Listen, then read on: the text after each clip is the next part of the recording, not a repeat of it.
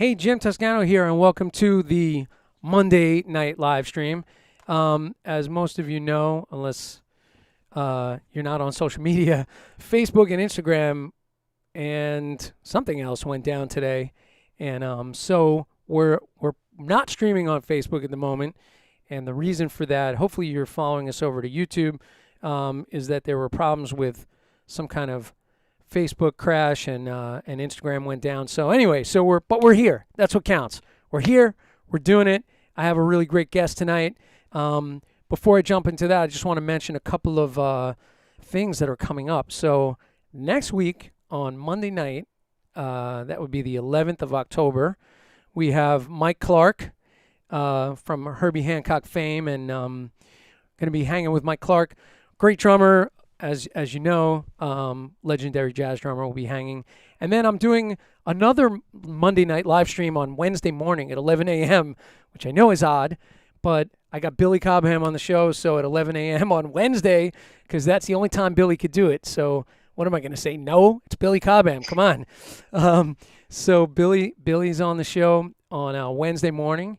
And then the week after that, I'm doing a Hot Wings / drum interview where Jeff Salem, who owns Salem's Lot Scary Hot Sauces, we're going to have 10 hot wings. We're kind of ripping off Hot Ones, the show that's on YouTube, Sean Evans show. So we're going to do a Hot Ones ripoff. We're going to eat hot wings and talk about drums.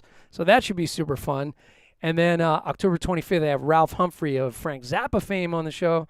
So a lot of great things coming up. And little by little, I've been parking these things over on IGTV on Instagram.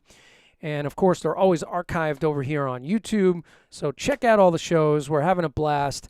And no other real announcements at the moment. I could go on, but I have an awesome guest waiting in the wings. And my guest tonight is Brian Dunne, who is currently, and a long-standing tenure, the drummer for Daryl Hall and Daryl's Place and Hall & Oates, and he's out on tour with Hall & Oates right now. I think they have a couple of weeks off, so he's been really generous with his time, and he's going to hang with me tonight.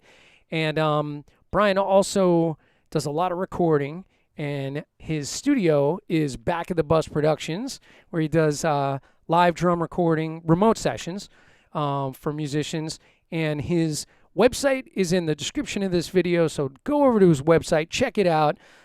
He's also played with an unbelievable amount of artists, great artists, but I was looking at some of the people he's played with in the past, and I saw the Brecker brothers on there, so Michael and Randy Brecker, Bob James, Jessica Simpson, the Main Ingredient, Lenny Stern. So maybe I saw you with Lenny Stern at the 55 bar way back when, maybe. I don't know. India Arie, there's a lot of people on this list, so I want to get into it. I'm going to pull him up in just a minute. We're going to give him, because for Ryan Brown, I felt like I was reading, I felt like he was on the dating game. So we're going to play the dating game music.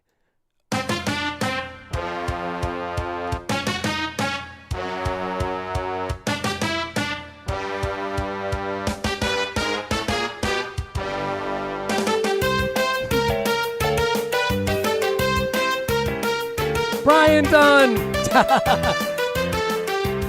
All right, enough of that. Brian Dunne, thanks for hanging tonight, man. Thanks for being on the show. Thanks for having me. We finally made it happen. I know we've been trying for a little while, not too long, trying a few dates here and there, but you've been a busy man out on the road. I do have to mention that my good buddy Jim Mola started a Facebook page called Brian Dunne is a Badass. So if you're watching this, go over to Facebook and join the group. This stream will be reposted there. I promise you that. So you know Jim Mola, right?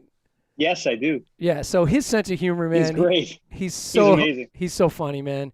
And so when he put that page up, I was like, yes, Jim is always on it with some shenanigans. So I want to mention real quick, our connection is kind of funny. In the club date world, so we both subbed for the same band. And for Night Moves out of New Jersey, and George Dorenzi. And actually, I think on one of the shows I played the clip of George Dorenzi singing Earth, Wind, and Fire at the Apollo, like when he was 17. I don't know if you ever saw that clip.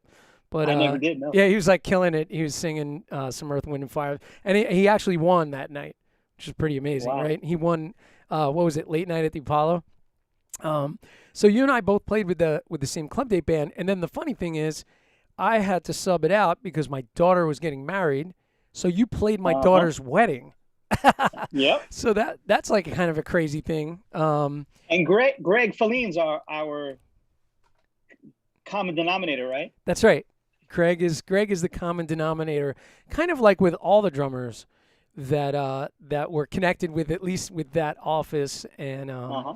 yeah, for sure. So like Rodney Howard and yourself and myself. So we Hmm. all kind of played in that group. I was in that band for a while, and then I left, and then Rodney was in that band for a while, and I think you've basically just subbed in that band, right?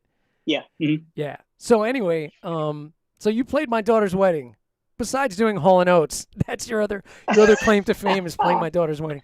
And Nice. and I appreciate that because of course it was killing because you're always on it.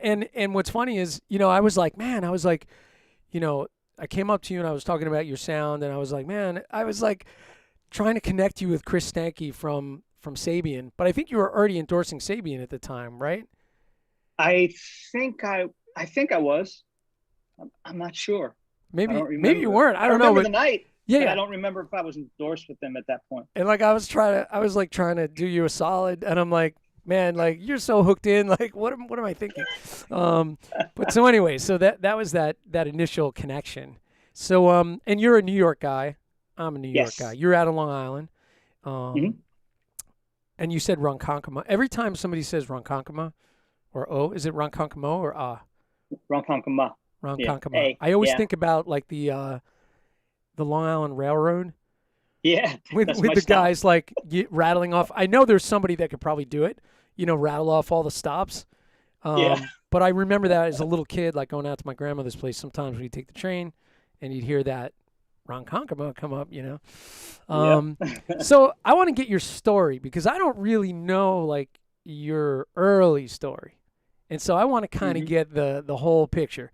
Like when, how, what happened? How did you wind up getting into drums? Like, and what is the first aha moment where you went, oh wow, drums?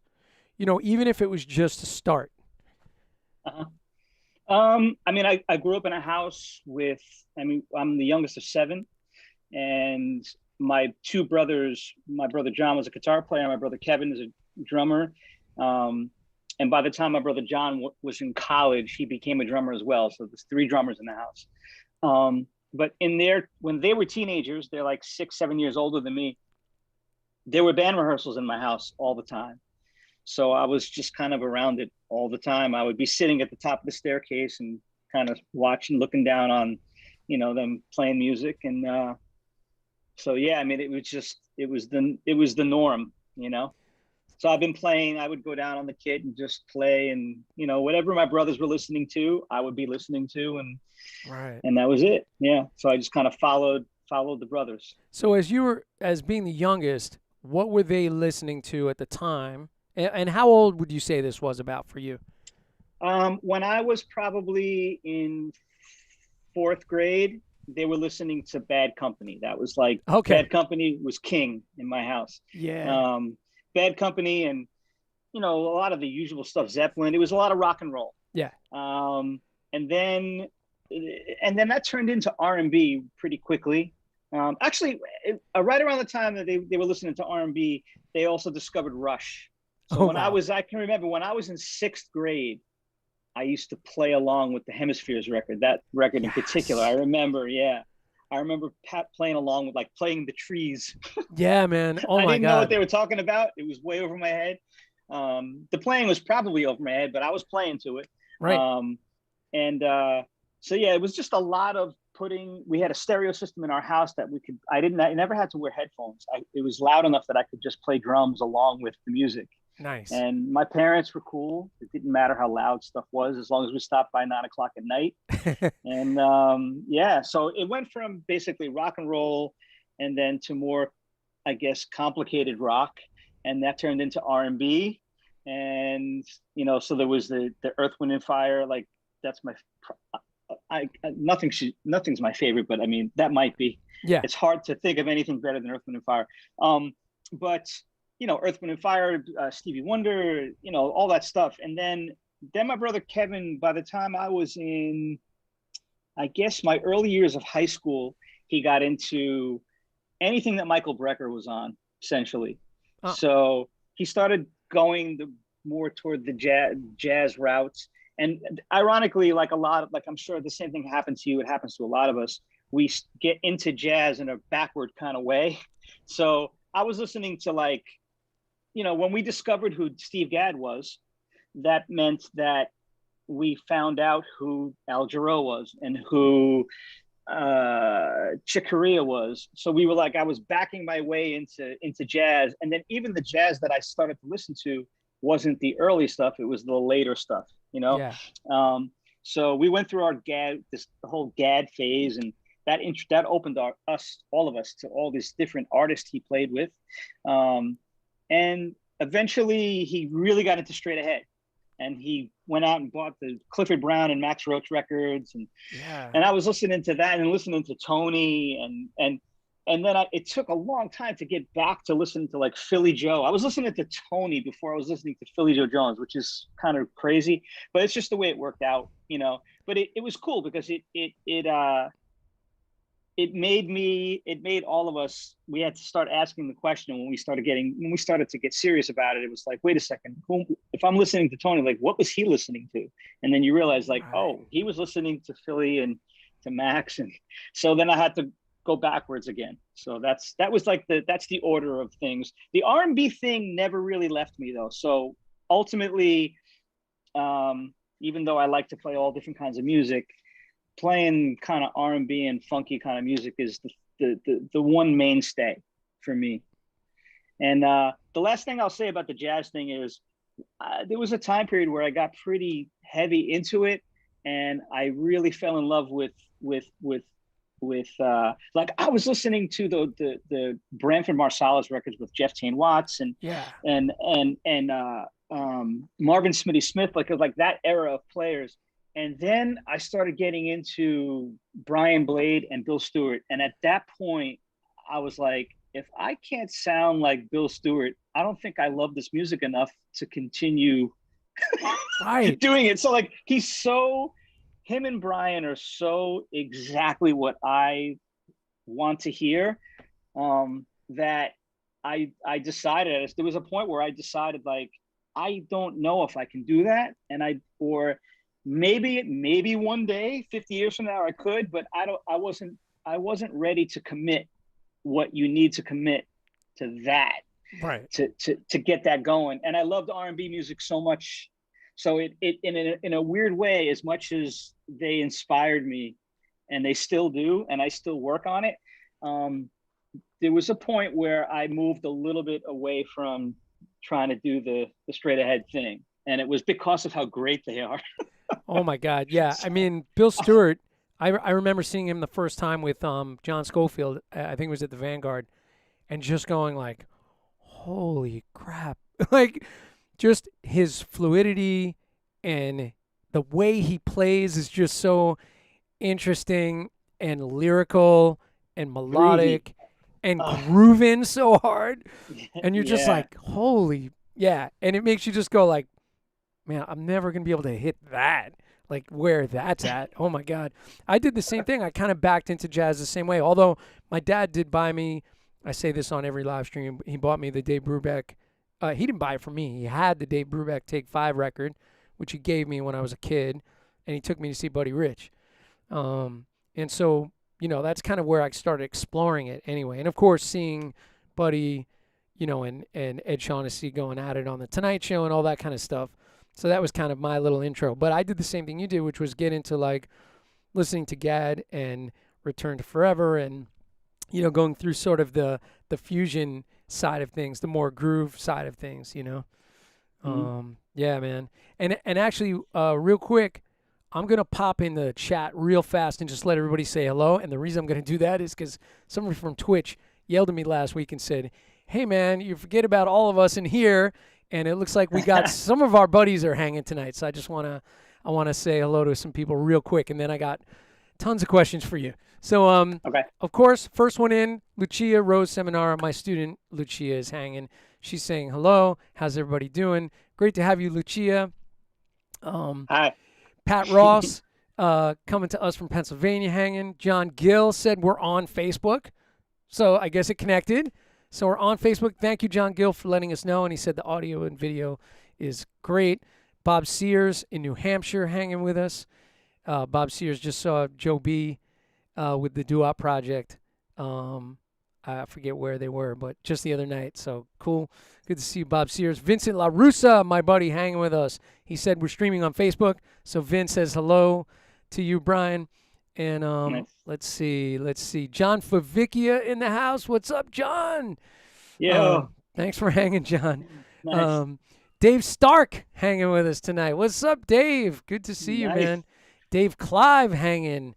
Dave Clive has his Gretsch Museum in Brooklyn. I don't know if you know Dave Clive, but he's a Long Island guy. I do. Yeah. So Dave's got his. We got all the Long Island boys out. Oh, totally. And he's gonna be on the show pretty soon. We're working out dates, but he's gonna be doing a vintage drum thing with the Gretsch stuff. And he said that you and Rodney both played with Phase 4 at the same time. So Phase 4, yeah. And he said that he also subbed on percussion with Hot Pursuit when you were playing drums. So check that out. So very cool. Thanks for hanging, Dave. And he also mentioned, so his band opened for you at the Asbury Park Jazz Fest when he had his band Iguazu. So I'm not sure who you were playing with when he opened for you, but so at the Asbury Park Jazz Fest. So it's good that we said hello to some people before we get deep in it, because I tend to forget the chat. So Nice. all right, so back to that. So we're maybe heading into high school, so you're getting into the jazz thing, but the R&B thing is always present, right? And and as far as like your firsts, I want to look at some firsts. So did you like do the school band thing? So that was happening. I did the NISMA thing where you play the snare drum solos and all county and all state and so I did that whole thing, and I was reading very early. Actually, my brother told me that I should take. My brother taught me when I was very young, and by the time I was in, I think, 6th grade, I went and studied with Al Miller. Oh, okay, cool. And I did, I think, 1.5 years with him, and I was dying to play the drum set. When I would go to his house, there'd be 2 drum sets set up, and we never touched the drums once. Practice pad. We did, it's the Barcudo, but it was great. I mean, I look back and it was great because it helped me a lot. And I don't know that I ever got anything deeper reading. In terms of my reading, it was like I was reading the same stuff in 6th grade that I was in college. Right. It was like it became different, and interpreting a chart's a whole nother ball game. Yeah. But in terms of snare drum repertoire, if you're playing level 6 NISMA, if you're really playing it, it doesn't get, I guess when you go to college, some of the classical repertoire becomes a little more difficult. But in terms of reading rhythms, right, I was doing that with Al very, very young, and we were doing the independence thing with, like sort of like the Jim Chapin style book, but Al had his own stuff as well. So yeah, I did the whole school thing, and I wound up going to college. I went to Nassau Community College for 2 years and studied with the great Ron Gould. He was amazing. Yeah, same guy that Rod Morgenstein studied with him, and another Long Island guy, and Tommy Breckline. And he was that guy who was pretty amazing. He was pretty amazing because he was a straight up classical guy. And I remember my brother went there before me, and my brother used to come home on a weekly basis blown away by something that this guy did. And by the time I graduated high school, I went to Ron, and I remember meeting him for the first time. I had the Cerrone book. That I was going to mention that, yeah. Right. So I went in there with the Cerrone book, and I had done everything in the thing before I had gotten there, because my brother would just come home and show me whatever Ron was working on him with. Right. And So I go for my first lesson, and he says, "Oh, I like that book. Can you play something in there?" I said, "Yeah." He goes, he goes, "What did you prepare?" I go, "I can play anything in here." he's like, "Really? Okay, There's only give me." 50 solos, right? He takes the book and he opens it up and he gives it to me, and I'm playing on a pad, and I play the piece, and I knew how heavy he was, so I was nervous, but I played the piece, and I really thought I did a great job. Right. And he sat he sat back, and he said to me, he said, "Oh, very good. Your hands, I don't think that there's nothing, I don't see any problems there. You read all the rhythms accurately. You have really good time. You played with dynamics. Yeah, very good, very good. You know very little about music, but I can work with you." And then he turned around and he started going rummaging through his bag or something, and I was shocked now. And this is all by design, of course. And he looks at me and he goes, "Listen, play the first phrase you see there." And already it was a foreign language to me. Right. I was like, "First phrase?" He's like, oh. And he goes, "Listen," he goes, "look at that first line." He goes, "Those first 4 bars there," he goes, "that's a phrase. That's a statement right there." He's like, "What are you going to do with it?" He goes, "Are you just going to play it?" He goes, I'm not impressed that you can play that. There's a lot of guys can do that." He's like, "What are you going to do with it?" And he goes, "Come here, let me show you." And he leaned over and he played it. And he played the exact same thing at the exact same tempo, and it sounded 50 million times better than me.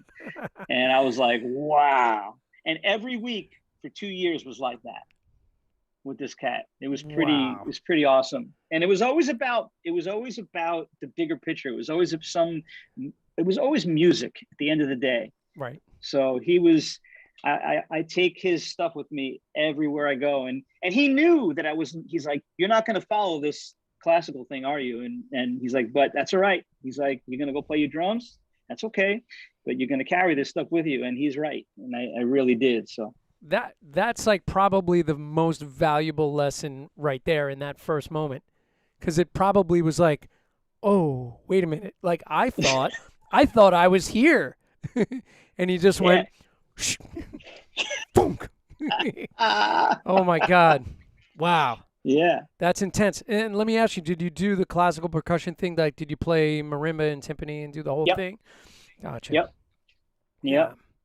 I can remember. I even remember my brother had a marimba set up in the basement that he rented from him when he was in college. Oh. And I remember he was playing, like, he had this Bach. It was, I think, a Bach partita, and he used to practice it. But I wasn't reading music I wasn't reading melody. I was just reading rhythms at that point. And I never did any of that in high school. I was just the snare drum player on everything, right? And I remember going down and I learned the piece. I just learned it by ear. But the problem is I learned it in the wrong key because I wasn't reading. So, and it was a problem that stuck with me. That was the thing about Mr. Gould. Like, you go there and I'd have to prepare a mallet piece for the week. A 4-line piece. It was always violin repertoire that you play as a mallet player. Right. Before you get into 4 mallets, it's just single line stuff. So it's a lot of 16th notes, and so it's a lot of violin music. And I can remember, like, if I play it more than 5 times, I'm memorizing it now.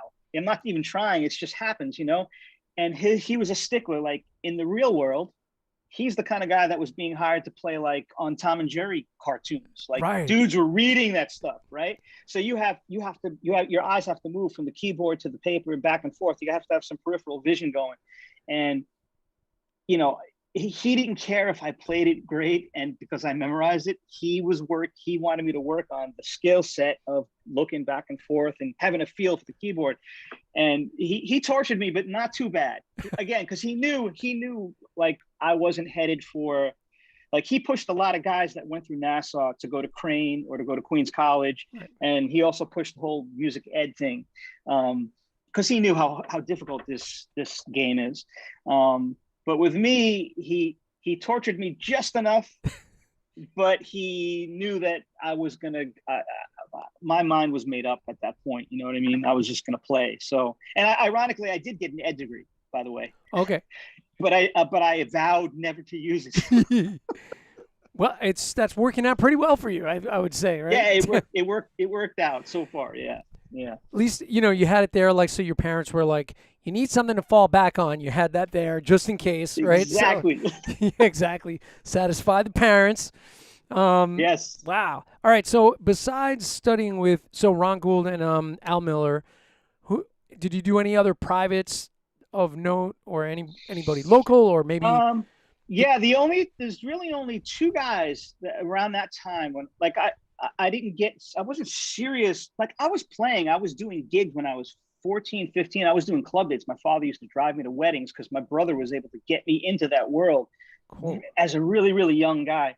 But I don't want to say that it came easy, but there were certain things about playing drums was at least for where I was from and for the people I was playing with, it was good enough, you know. Right. And but I I guess I'm trying to think. Yeah, right around the time I was a senior in high school, going into college. Around that time, I got really serious into it. I became a practice maniac, and Gotcha. around that time, I remember I took one lesson with Frankie Malaby, Oh wow. and I At took one lesson with Joel Rosenblatt at the Frankie Malabé at at the the Drum Center. Collective. Oh, at At the Drum Drum Center. Center, Right. Right. Right. both Right. of them. Yeah, Yeah. Yeah. Yeah. yeah.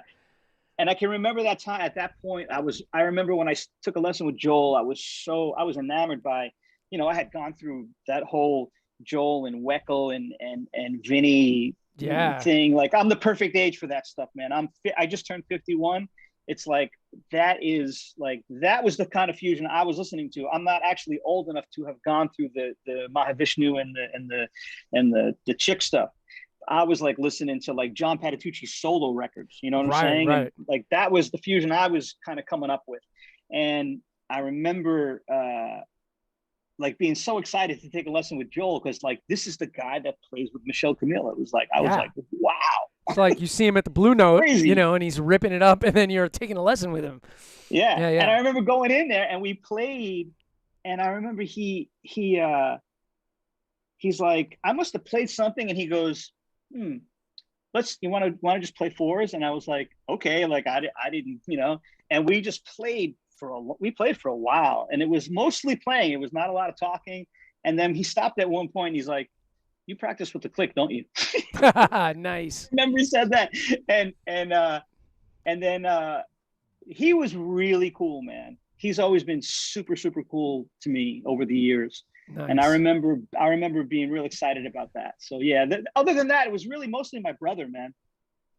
Mostly my brother. My brother is the guy that got my stuff together. He's the one that opened up everything for me. Kevin. Kevin, yeah. Kevin. In terms of the stuff he was listening to, and he knew like I was just lucky that both my brothers, they were listening to the good stuff. You know what I'm saying? Yeah. And he saw through I remember being in a talent show. I borrowed my brother's drum set in like ninth grade, and I played a drum solo for the talent show. And I took he had a thing called a Sinair. It was a like a flying saucer looking electric thing, and it went boo when you hit it. And I had it plugged into my brother John's Roland guitar amp, a Roland Cube. Wow. And I was playing a solo, and my brother, who's on the side of the stage, he goes, "Just play a groove." He yelled out at me in the middle of me like playing Diarrhea. And I remember I just went, I kind of stopped and I went, boo, bop, boom, boom, pop, boo, bop. And all of a sudden the audience went crazy. Yeah. You know what's so funny with that, man? It's like that is the truth right there. And young drummers pay attention to that, because I remember when I was in high school. First of all, I'm 53, by the way, so we're pretty close in age. And I would circle back to the Mahavishnu thing because I got into that, I think, because I was hanging out with some older guys, and so I was kind of an old soul in a way. But I was just thinking about the fact that I was playing in a metal band in '84, and opening for like bands at Lemoore in Brooklyn, And I remember I would show up with this enormous red Sparkle double bass kit with a vibraphone on stage. Like, we were the only metal band that had a vibraphone on stage, right? And it was just for like two parts of a song. because we were influenced by Rush and all this other stuff. And so I would do a drum solo, and I was doing like, all this like sort of Buddy Rich sounding snare drum stuff and all this, and then I would kick into just a triplet shuffle double bass groove, and the audience would go nuts. When it got to like, they didn't care about all this other stuff that I was trying to develop. It was like groove. Now everybody's in. So that's the truth, man. Always. So as far as you studied one lesson with Frankie Malabé, one lesson with Joel Rosenblatt, which I was going to see those. Joel play with Michelle Camilo as well, and Weckl, and then later on it was like Cliff Almond and Zach Danziger, who's like, oh, dude, I that was a life changing for me. I hung with Zach last night, actually. Did you? I did, dude. I went to see Wednesday Night Titans. Nice. One of the best things I've seen in years. I can't wait to go back. It's so ridiculously awesome and hysterical, and everything about it is ridiculous. Have you seen Edit Bunker, his thing? Oh yeah. Oh my God. And you want to know something? The bass player that did Edit Bunker, Owen Biddle, he plays with Squeeze. So I was on the road with him. Oh wow, that's so crazy. Yeah. Oh my God. But man, I saw Zach play with Michelle Camilo when I was a senior in high school. So and I think he's the same age as me, which means he was 16, and I saw him at McKell's with Michelle, and I was like, okay, like, whoa. Yeah. Like, that's serious, a kid like me, and he's there. It just was mind blowing. And I saw him with Mike Stern he was a very young age too. Yeah. And all the stuff he did with Wayne. He's always been one of my favorites, and I think kind of unsung. 100%. Yeah, he's a drummer's drummer that a lot of guys don't know about him. And then he's taking like this really creative leap with Edit Bunker and all that kind of electronic stuff that he's doing. He was triggering all the video clips off of his drum kit, and then he's got like Owen in the video. It was just hilarious. And then he's showing that Edith Bunker clip over and over and over, and he's hitting a pad. But then the whole time, it's grooving so hard. Oh, man. And all that stuff is happening, and you're just like, what is happening? Yeah, that was amazing, man. Holy moly. Peter Retzlaff is in the house. What's up, Pete? Nice. By the way, John Gill said he's originally from Long Island as well. John Gill lives upstate now. And he said that he asked if you ever taught or did a clinic at the Long Island Drum Center. I never did a clinic there. Okay. I never taught there. No. Okay, just took lessons. Yeah. And by the way, I meant to ask you, with Frankie Malabé, what did you work on? It was like my introduction, because I was listening to Michelle. I figured I needed to like, I knew enough that Michelle's music was like, is the way I understand it, was he had these guys coming in before he had El Negro. When he had Weckl and Joel and these guys, I think he wasn't looking for the traditional, authentic Latin player. He was looking for someone to kind of mix the two. Yeah. But I knew enough that, and I was trying to respect the real stuff enough that figured I would at least go to someone who's sort of an authority. Yeah. Interpreting it on the kit and like, what's clave? Like, really, what does that mean? And like, not that I was going to learn that in one lesson, but I did give it a shot. That's right.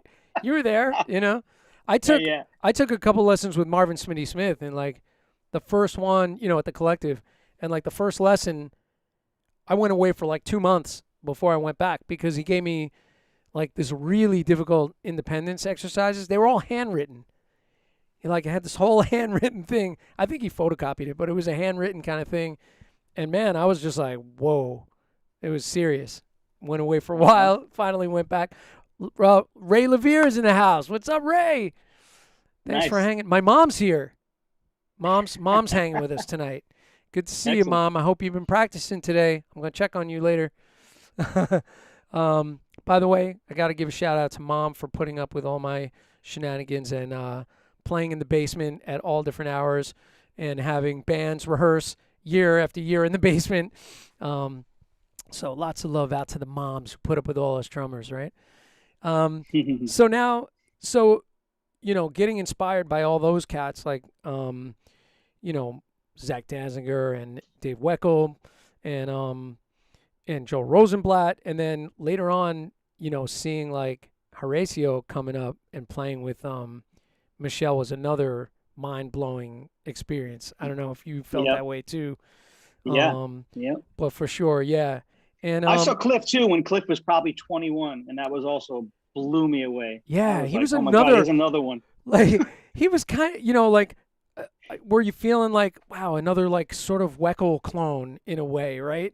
Like, man, another guy, but he had his own bag too. Like he had his own sort of thing. And yeah, he had his own thing for sure. Yeah, he was. And if you, like from the chops perspective is kind of what I was referring to with Sure, the Weckl yeah. thing, but as far as like his approach was different. So if you listen to that record, Through My Eyes, it's all standards that Michelle did, and so like Weckel's on that record, Rosenblatt's on that record, and Cliff is on that record, and you get to hear the difference in the play, and Horacio, and you get to hear the difference in all their playing. It's pretty mind blowing, man. Rob Glick, bass player, great friend of mine in the house. Nice. Sent me the cover of our record that's going to be coming up soon. We worked on a jazz fusion thing over COVID, so good time to get your recording stuff together, right? Oh yeah. All right, so a couple lessons at Long Island Drum Center, developing your thing. You went through the whole classical humiliation. That was fun, and then so then you're doing gigs at a pretty young age. So you were doing club dates at a younger age than I was. That's for sure. I don't think I was doing the wedding thing or club dates until probably 18. And so you were doing the Long Island scene. That's when club dates were busy, man. Like, oh yeah, do 5 a week, like Friday night, 2 Saturday, 2 Sunday, like those days, right? Corporates during the week. Yeah. We even had fly dates, right? For some of these club date bands where you'd have a fly date for a corporate somewhere. So speak to that at a young age, doing all that stuff. I mean, I wasn't doing any of the fly dates then, but when I was 15, my dad was driving me to these gigs. You know what it is? I think at least, I don't know if it was where I grew up, but there were no bands. Kids were not playing in bands where I grew up. I think that kind of had started to go away. Right. So I was never in a band. I never had like guys that I went to high school with get together and jam. Like that never happened for me. Okay. But I was playing weddings on weekends though, 15, 16, and I was making good money. Yeah. And it was training me. It was training me to like I learned at a young age, like you gotta, like I felt like sometimes you feel like you think you're a sports car and you're in traffic, right? but it teaches you to, like, even if you can pull something off, you have to do it in a way that people can't be getting lost, and not everybody you play with can hang, and you have to be cognizant of that. I mean, the biggest thing of all is, I guess when you're young, it's going to happen to a certain degree. But from when I was young, I always, mostly probably because my brother, it's always been drilled into my head, like, play the tune that you're playing. Like, right. Stop. Like, if you have the it doesn't matter what ability you have, like, just play what's given to you and do your best with that. And that's the repertoire you use is, your decisions are going to be made pretty easy if you stay true to that. And you can always add your own flavor in there, and whatever it is that you're listening to, it's going to find its way through. It may take longer, but if you're patient, you won't make enemies on the way, because you're serving the music. I mean, it's kind of simple. I know it's easier said than done, but so playing at a very young age professionally, I was used to being the one that said, okay, everybody, this is where it's at. Yeah.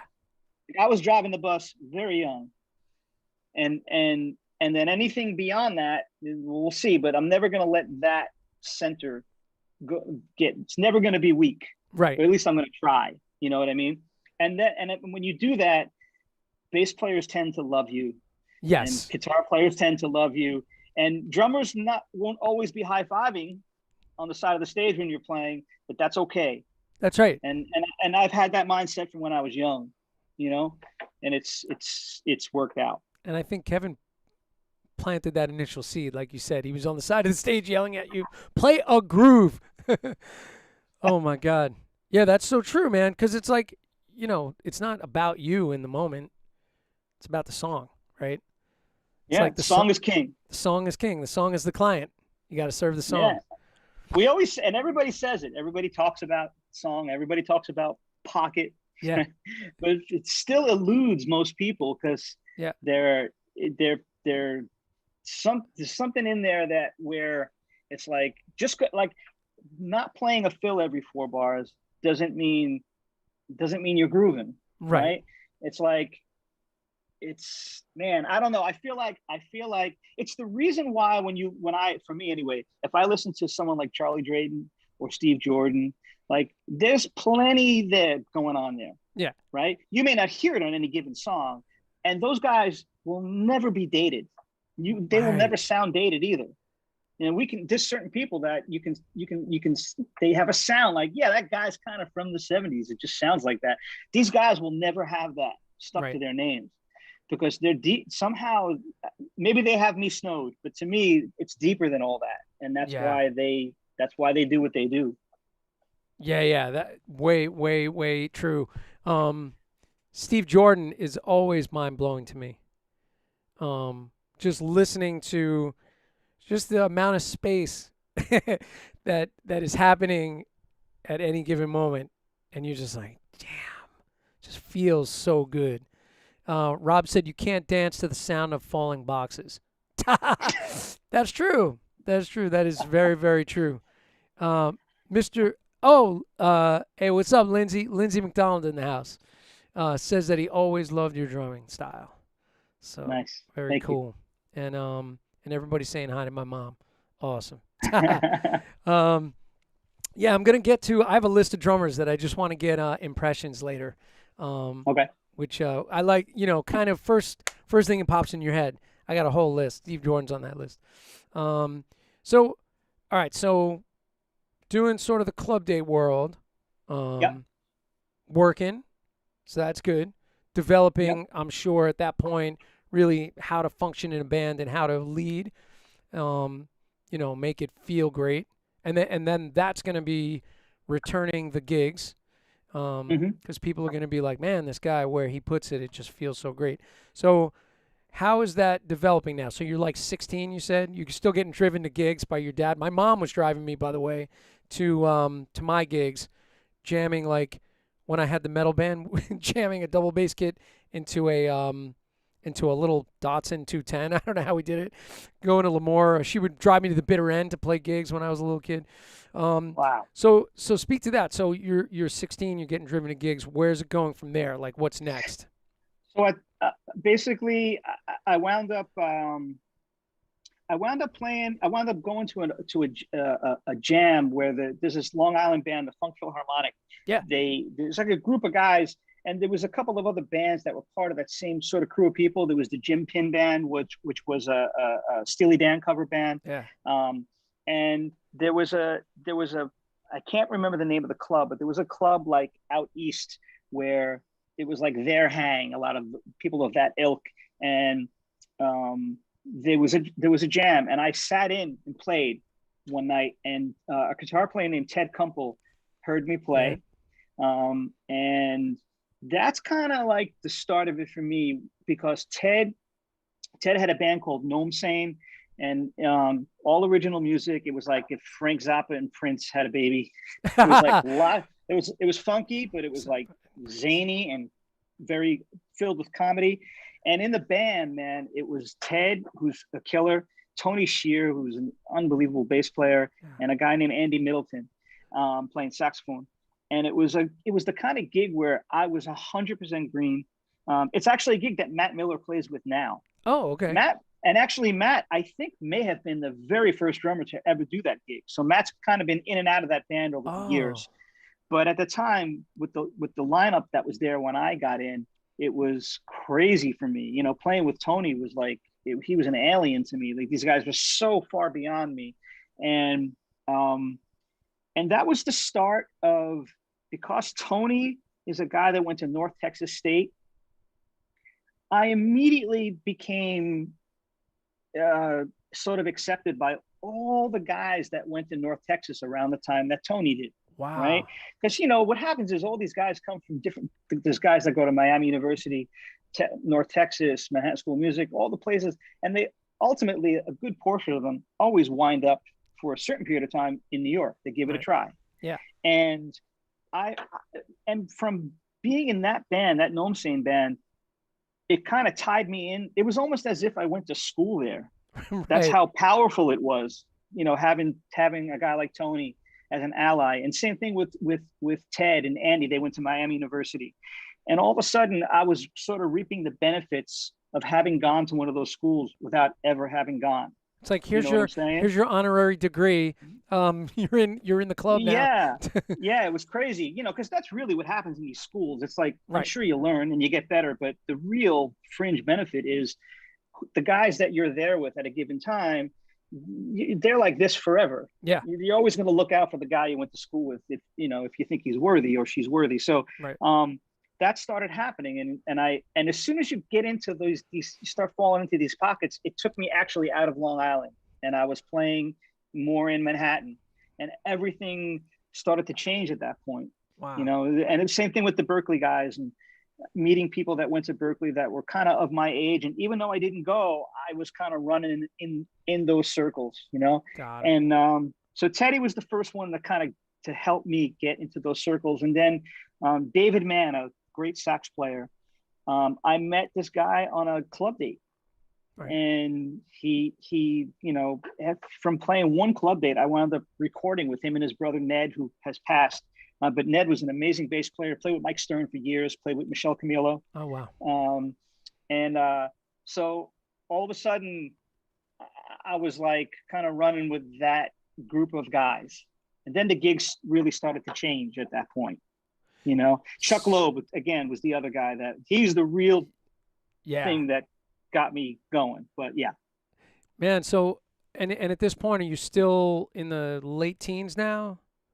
No, at this point, I'm talking about like as soon as I started college, I was basically 18, 19, 18, yeah. in that 18, 19, 20, those years right there, those 3 years right there, I was practicing like a maniac. Right. I was going to college, but driving to college. And here's the other thing. I was driving every Monday religiously, even if I had no sleep. I was driving to see the Monday night band at Sweet Basil's, to see Kenwood Denard, and he was blowing my mind on a weekly basis. And it was good to see him too, for me, because I was coming from watching guys like Dave and Vinny, and these guys are so beautifully slick. Yeah. And Kenwood at that time was so the opposite. He was as raw. He was an animal, right? And there was a thing about that I actually really loved, and I still do. There's an edginess to it, Right. And that's one of the things that's so crazy about Vinny is no matter how accomplished he's become, he never lost that ability to make it feel like when he's going for something, he just made it, and that's awesome. He doesn't just make anything; he can do anything he wants. But he, maybe, and part of that I think is when you don't play patterns that you practice, that these are things that just kind of come out of you, and then it's more improvisational. So you're walking a little bit more of a wire at that point. But Kenwood personified that stuff. Seeing guys like Kenwood and Hiram Bullock, these dudes were like walking the edge of disaster every time they play their instrument. And that was an awesome thing to be around. Taking those chances while still making it feel great, right? Was he playing keys when you saw him and drums? In the band, the Metarhythmic Orchestra. He was just playing drums with the Gil Evans big band. Right. So he was just playing kit. But I basically met a piano. The guy who was playing piano. There was two pianists, Gil Goldstein and Charles Blenzig. Charles Blenzig came to Nassau Community College to do a clinic, and I wasn't even in the jazz ensemble when I was going to Nassau. And I remember there was a bass player that went there with me.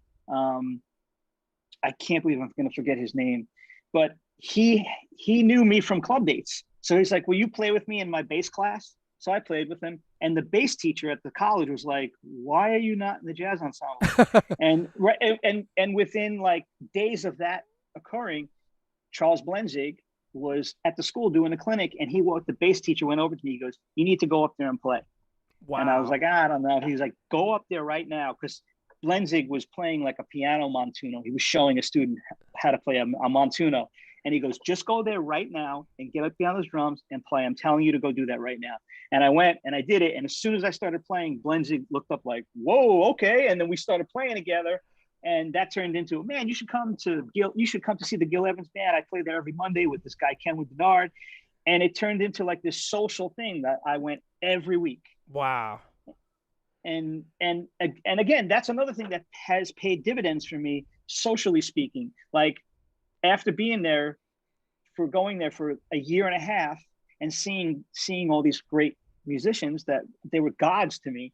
I remember, I moved to Brooklyn when I was 21, 22 years old, and I'm doing a session, not a recording session, just to play some music. Right. And one of these horn players walks in, and I'm like, whoa, that's that guy. And I think I can't remember who it was, maybe Chris Hunter or one of these killer players. That guy. And oh my God. I was dying on the inside, and he looked at me and he was like, oh, hey man, I see you around all the time. And I've said this to people in these kind of settings many times before, but I really believe it. And whether it sounds phony or not, it's just what I think. I really think that dude in that moment, he was looking for a reason to want to like me before I played. Right. Like, I had been around, he sees me all the time. I was always hanging around seeing Charles Blenzig. And even though I was there to see Kenwood, I wasn't hanging with Kenwood, but Charles was always really cool. He always took time to introduce me to people and always say hi. And so this guy just assumed, whether it's right or wrong, he was looking for a reason to not hate me. And that makes a first impression musically way easier. Yeah. You know what I'm saying? And that's why that's the social part of it. Like, you can sit in your basement and practice all day, and I don't care how good you get, if you're not out there and moving with people and seeing people, and you need both. Yeah, you need both. The hang is just as important, if not at times more important, than just working on your skill set alone.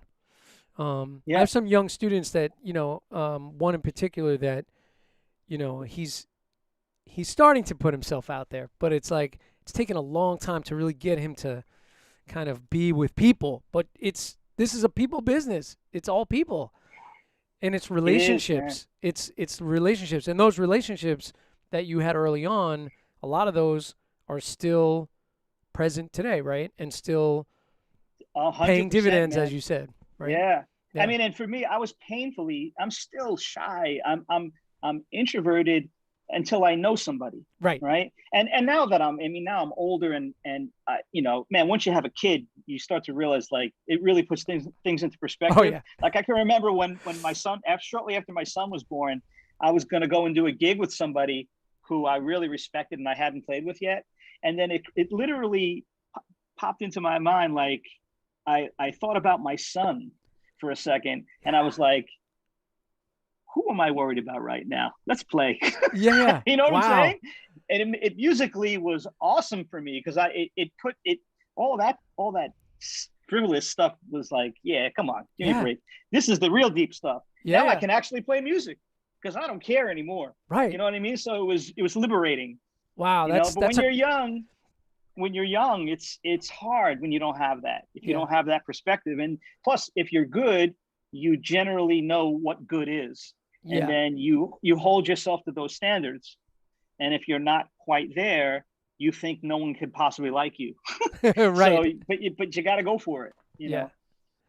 Yeah. Like, what would be, if there's young students in here, there's a few, what would be your biggest piece of advice, from like that young age to start taking steps in the right direction?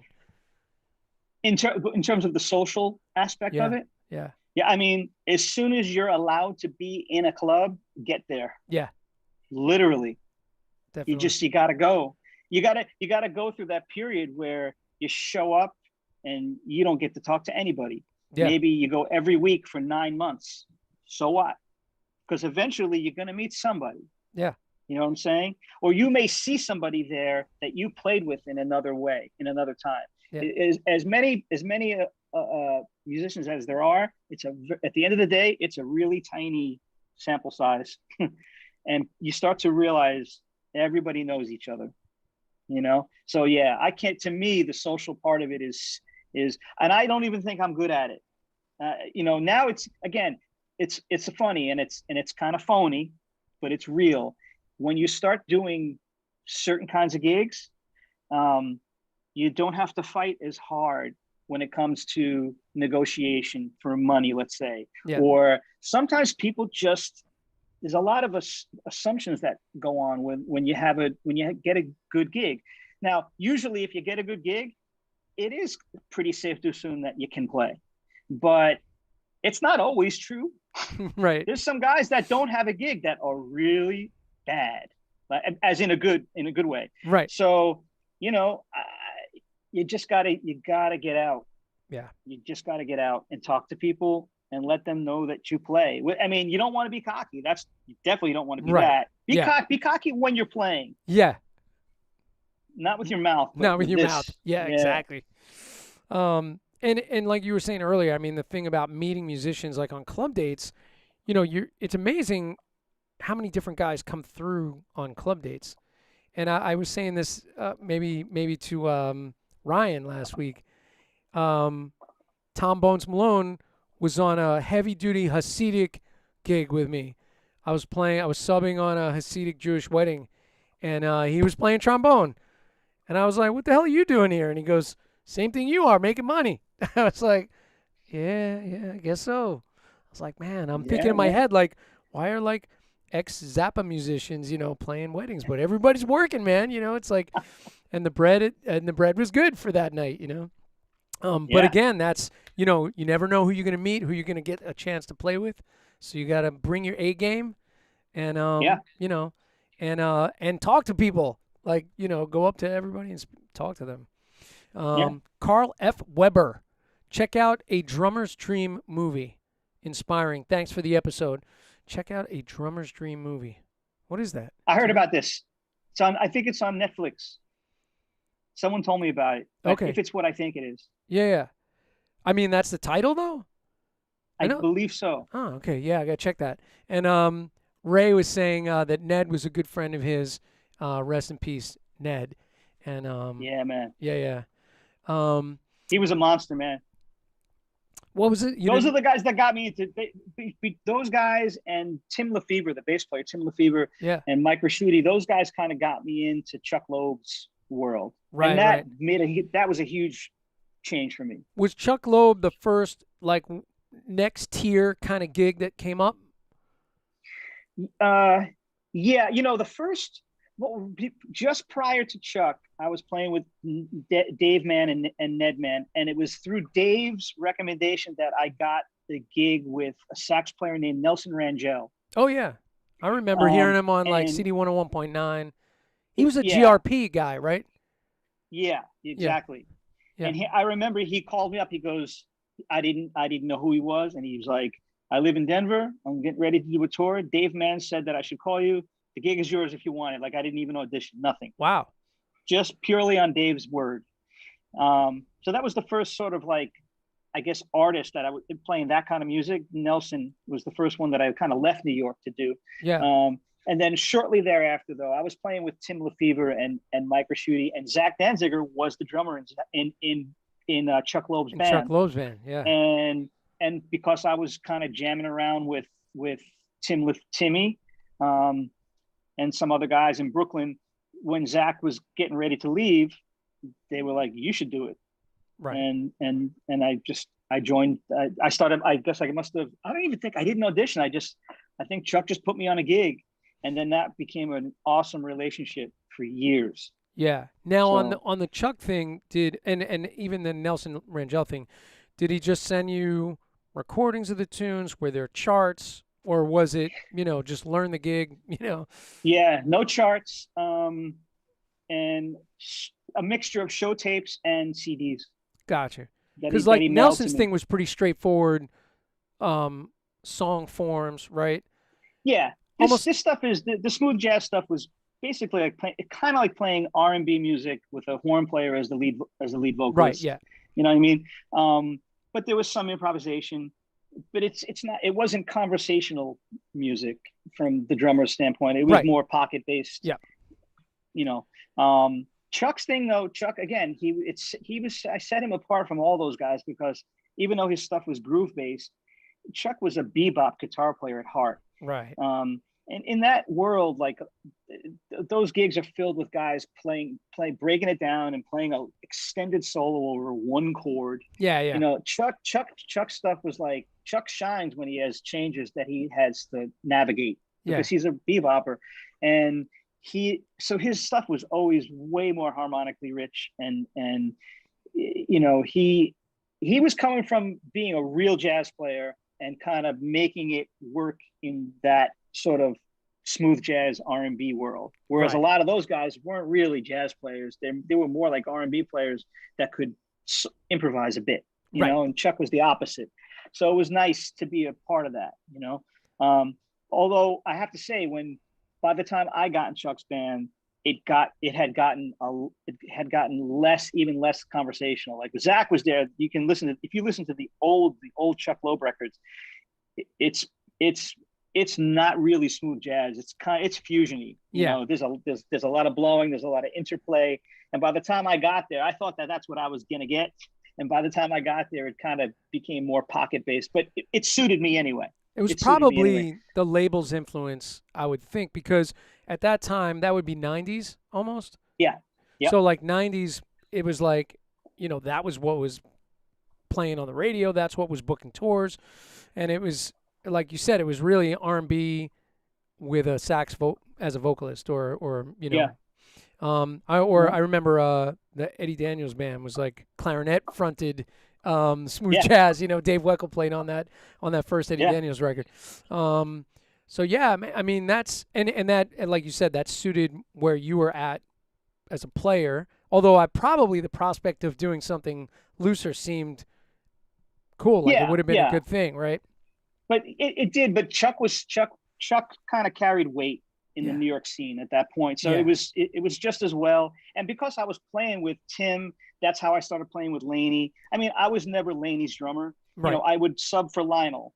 So I would do Sundays at the 55 bar whenever Lionel Cordew couldn't do it. That kind of thing. Yeah. But there was a few times where it was like me and Tim and Laney and Wayne, you know, right. or me and Lincoln Goines and Laney, you know, or Paul Sokolow. It was like all these dudes that, you know, for where I was from, and even playing in the smooth jazz scene, that is so not the smooth jazz scene. But Chuck, because Chuck garnered some respect, it was all good, you know. And guys like Tony Shear and Tim Lefebvre, those bass players, those guys were playing really new music. You know what I'm saying? So I was getting my fill of improvisational kind of stuff anyway. So it was all good. I lived in the 55 bar. Like, you know, I was playing with Mike Pope for years. I played with Mike Pope and got to play with Michael Brecker because of Mike Pope. You know, everything is sort of intertwined as always, you know. Mike Pope's another guy that just came through on club dates, you know. He'd just be playing, you know, so like I said, you never know who's going to come through. And then like later on I see him playing with Chick Corea and I was like, what? I was like, that dude's playing with Chick Corea now. Like, you know, you just never know, man, right? Yep. Mike Pope is such a great player, by the way. Oh my God. Yeah, man. So stupid talented. He plays ridiculous piano too. I can't even take it. Oh my God. Talented dude. And and also back to Lincoln Goines, who I would see him play with Dave Valentine, with Robbie Amin, Lincoln Goines as the rhythm section with Dave Valentine. Another rest in peace, right? Yeah, man. But man, that rhythm section was heavy. In fact, Rob Glick, who I don't know if he's still in here, but Rob and I were working on the book that those guys put out. Robbie Amin put out Funkifying the Clave, and it had the bass parts in it. And so we would work on that book together, you know. Nice. Yeah, good fun stuff. So all right, so we go from like um Nelson Rangel, then you're playing now with Chuck Loeb, and you're in that scene. When you play with Nelson, you left New York to go do that Well, I because he would. was in Denver. He was based in Denver, so we would oftentimes start there. At that point, smooth jazz gigs were more than just playing a weekend one, doing a one off. Right. It was a string. It was like literally doing a mini tour. Yeah. You know. So no, but I didn't leave New York. I was still living Okay. in New York, but it was the first. I was taking trips. Yeah. So So was it that your was. It first was. little touring thing with Yeah, him? yeah. Yeah, I have to say it is. I always think of Alana Davis as my first tour, but she was like the first. She was a singer, and that was a pop thing, and she was like a signed national artist. Right. So that's the first real touring I did. I shouldn't use the word real, but now that I think about Nelson's thing for that smooth jazz stuff, that really was the first uh, thing that kind of took me out of town. Right. Occasionally to do real touring. Yeah. So yeah. And that one and Chuck Loeb, there was no audition. You got those through Nope. basically recommendations from your bass player buddies.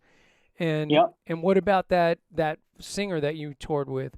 So That I auditioned for, but again, I was the house drummer at Terra Blues.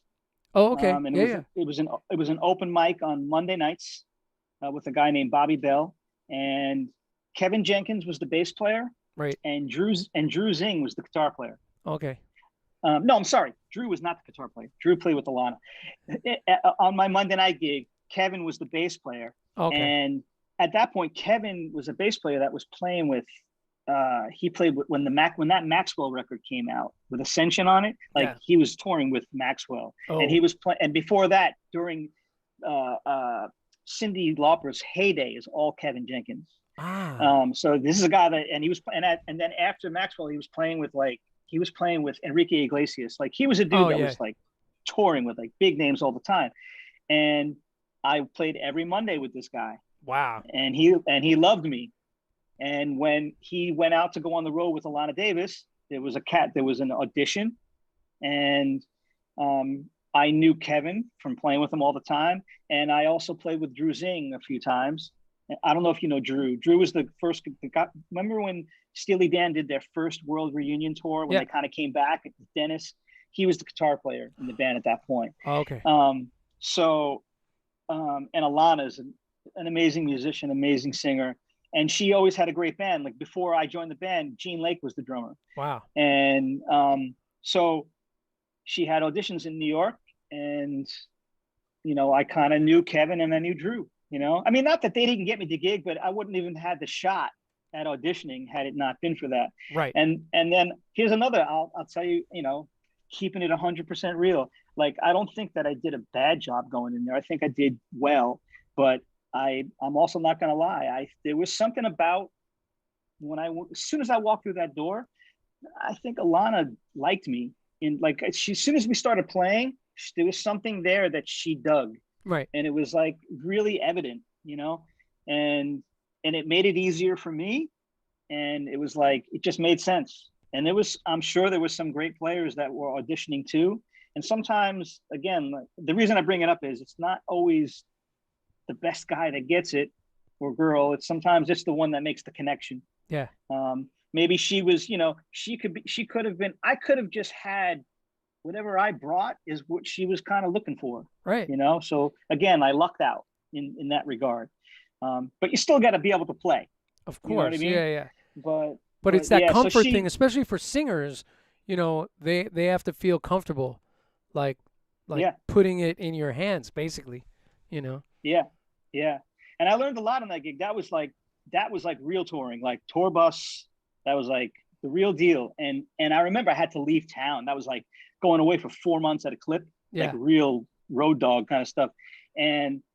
But here's an example where Chuck Loeb was awesome. He's like, "Oh yeah, man, you got to do your thing." And then when I would come back, I would still work with him. I'd still record with him. Like no matter what I ever did in my life, his stuff was always there for me. Nice.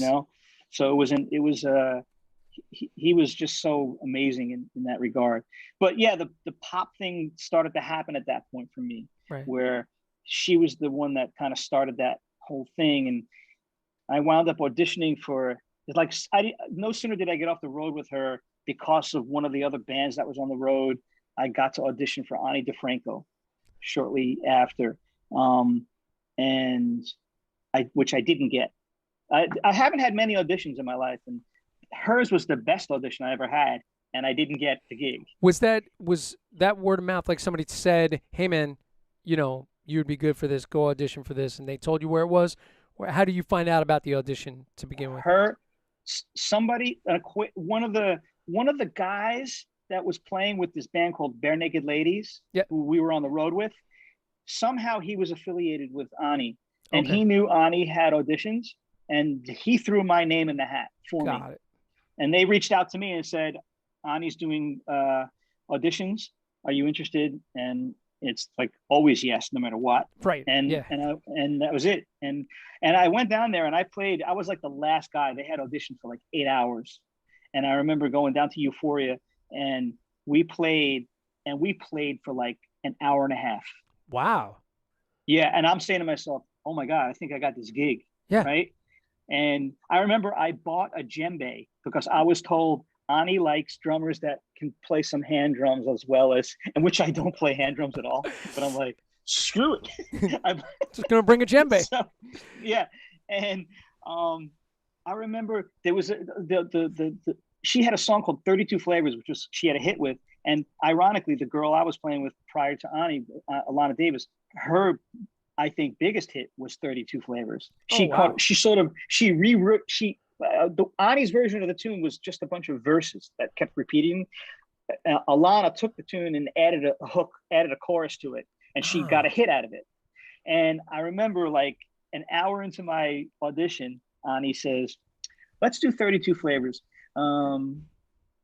You've played this with what's her name, haven't you?" With what's her name? Yeah, it was awesome. It was like just a little bit of air. But yeah. She said, I said, how do you want to play it? She goes, play it however you want. Do something new with it. Let's come up with something right now. Let's see what happens. Huh. And I remember I played a second line groove. I just said, screw it. I did a second line thing, and she loved it. And we played, and I left, and I was positive I got the gig. And it turns out I get a call the very next day, and it's her manager, and he says, she really loved you, but she's going to go with this other person. But we have your information if anything doesn't work out, right? Okay. And about a week after that, I got a 2-page handwritten letter from her. Check that out. I still have the letter. I saved it. Wow. And she wrote me this. It was like poetry. And she basically was saying, the gig's an hour and there's 23 other hours.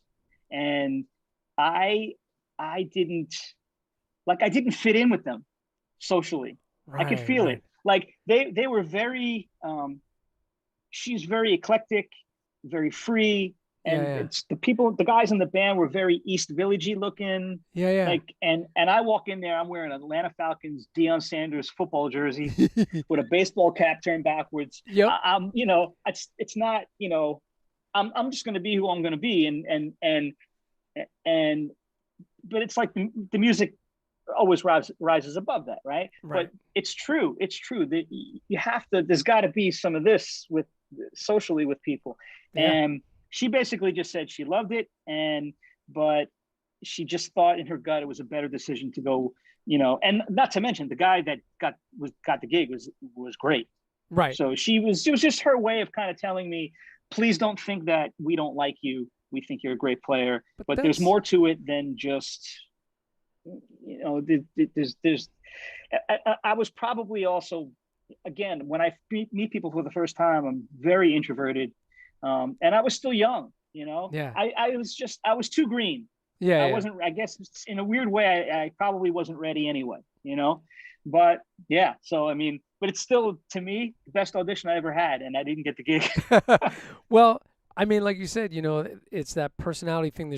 as she said, there's 23 other hours in the day. So you got to hang with these folks, and maybe, it would have been a miserable thing later on where it's just like, wow, we're not on the same page. Like musically, it was Yeah. on the same page, but maybe on the bus, it wouldn't have been on the same page. Yeah. Um, Yeah. wow, She put it interesting. way more But eloquently than I ever could. So yeah, I and kind of dumbed it down, but yeah, it's what I got from what she wrote anyway. but how thoughtful to write that letter. Like, Amazing. how many artists would have done that? They just would have like let it go, and that would have been it. You never really Yep. would have known, and Yeah. yeah. So that's pretty amazing. By the way, that movie was Count Me In, which that movie I know Oh. about because I thought he Oh. was calling the movie something else, and everybody's like, Count Me In, Count Me In. So Count Me In is the drummer movie that's going on right now on Netflix. By the way, Lucia wants to know, what is your favorite track that you've played on ever, hands down? And don't worry, you won't Man. alienate other artists. Just one that really gets you. Um. You know, man, it's really hard. I mean, I Sometimes guess I it's should just go with the first thing that comes to my mind. yeah. It's probably a Chuck tune, called tune called Rhythm Ace, Cool. and it's a tune that Jerry Brooks played bass on, and it's basically it's based on rhythm changes, but Okay. it's like a fast funk thing, hip hoppy. Well, not really hip hop, but like a fast funky groove. Kind of like a la Steve Jordan on David Sanborn records kind of thing. Oh, cool. And Jerry Brooks just destroying the bass. And yeah, that's that tune. That tune we played live, and that tune, yeah, that's one of the few that I'm proud of. Nice. What's the title one more time? It's called the Rhythm Ace. The Rhythm Ace. Lucia, listen to that. Chuck So Loeb. on your lesson, when I see you on your lesson, make sure you've already listened to that tune. We're gonna talk about it. Hey, might as well roll it into the education, right? Sweet. And Rob Glick was saying that he loved Alana's version of the tune. That, Yeah, yeah. she was so great, man. She's still great. She's awesome. Yeah, man. So now you've been out. You've been out with Alana. You've done the Chuck Loeb thing. You didn't get the Annie DeFranco gig. So what comes up? Right. What comes up? AWB was the next thing for me. The Average White Band gig was the next kind of thing that happened for me. Right. And I was still playing with Chuck. And again, there was auditions for Average White Band, and I was not a part of it. Okay. I was not on their radar. Yeah. And I was playing, Average White Band tours a lot with Tower of Power. Yep. And that band, the Funk Philharmonic, is made up of numerous guys have been in Tower, and right. They're in the funk band. And I was subbing for Lee. Uh-oh. I think so Brian got disconnected. That's why you're seeing two of me. For some reason he got disconnected. John Vivig, you got to jump off. No problem, John. So as soon as Ryan comes back on, we'll put him back in. He got bumped off the stream, I believe. Let me just double check. There we go.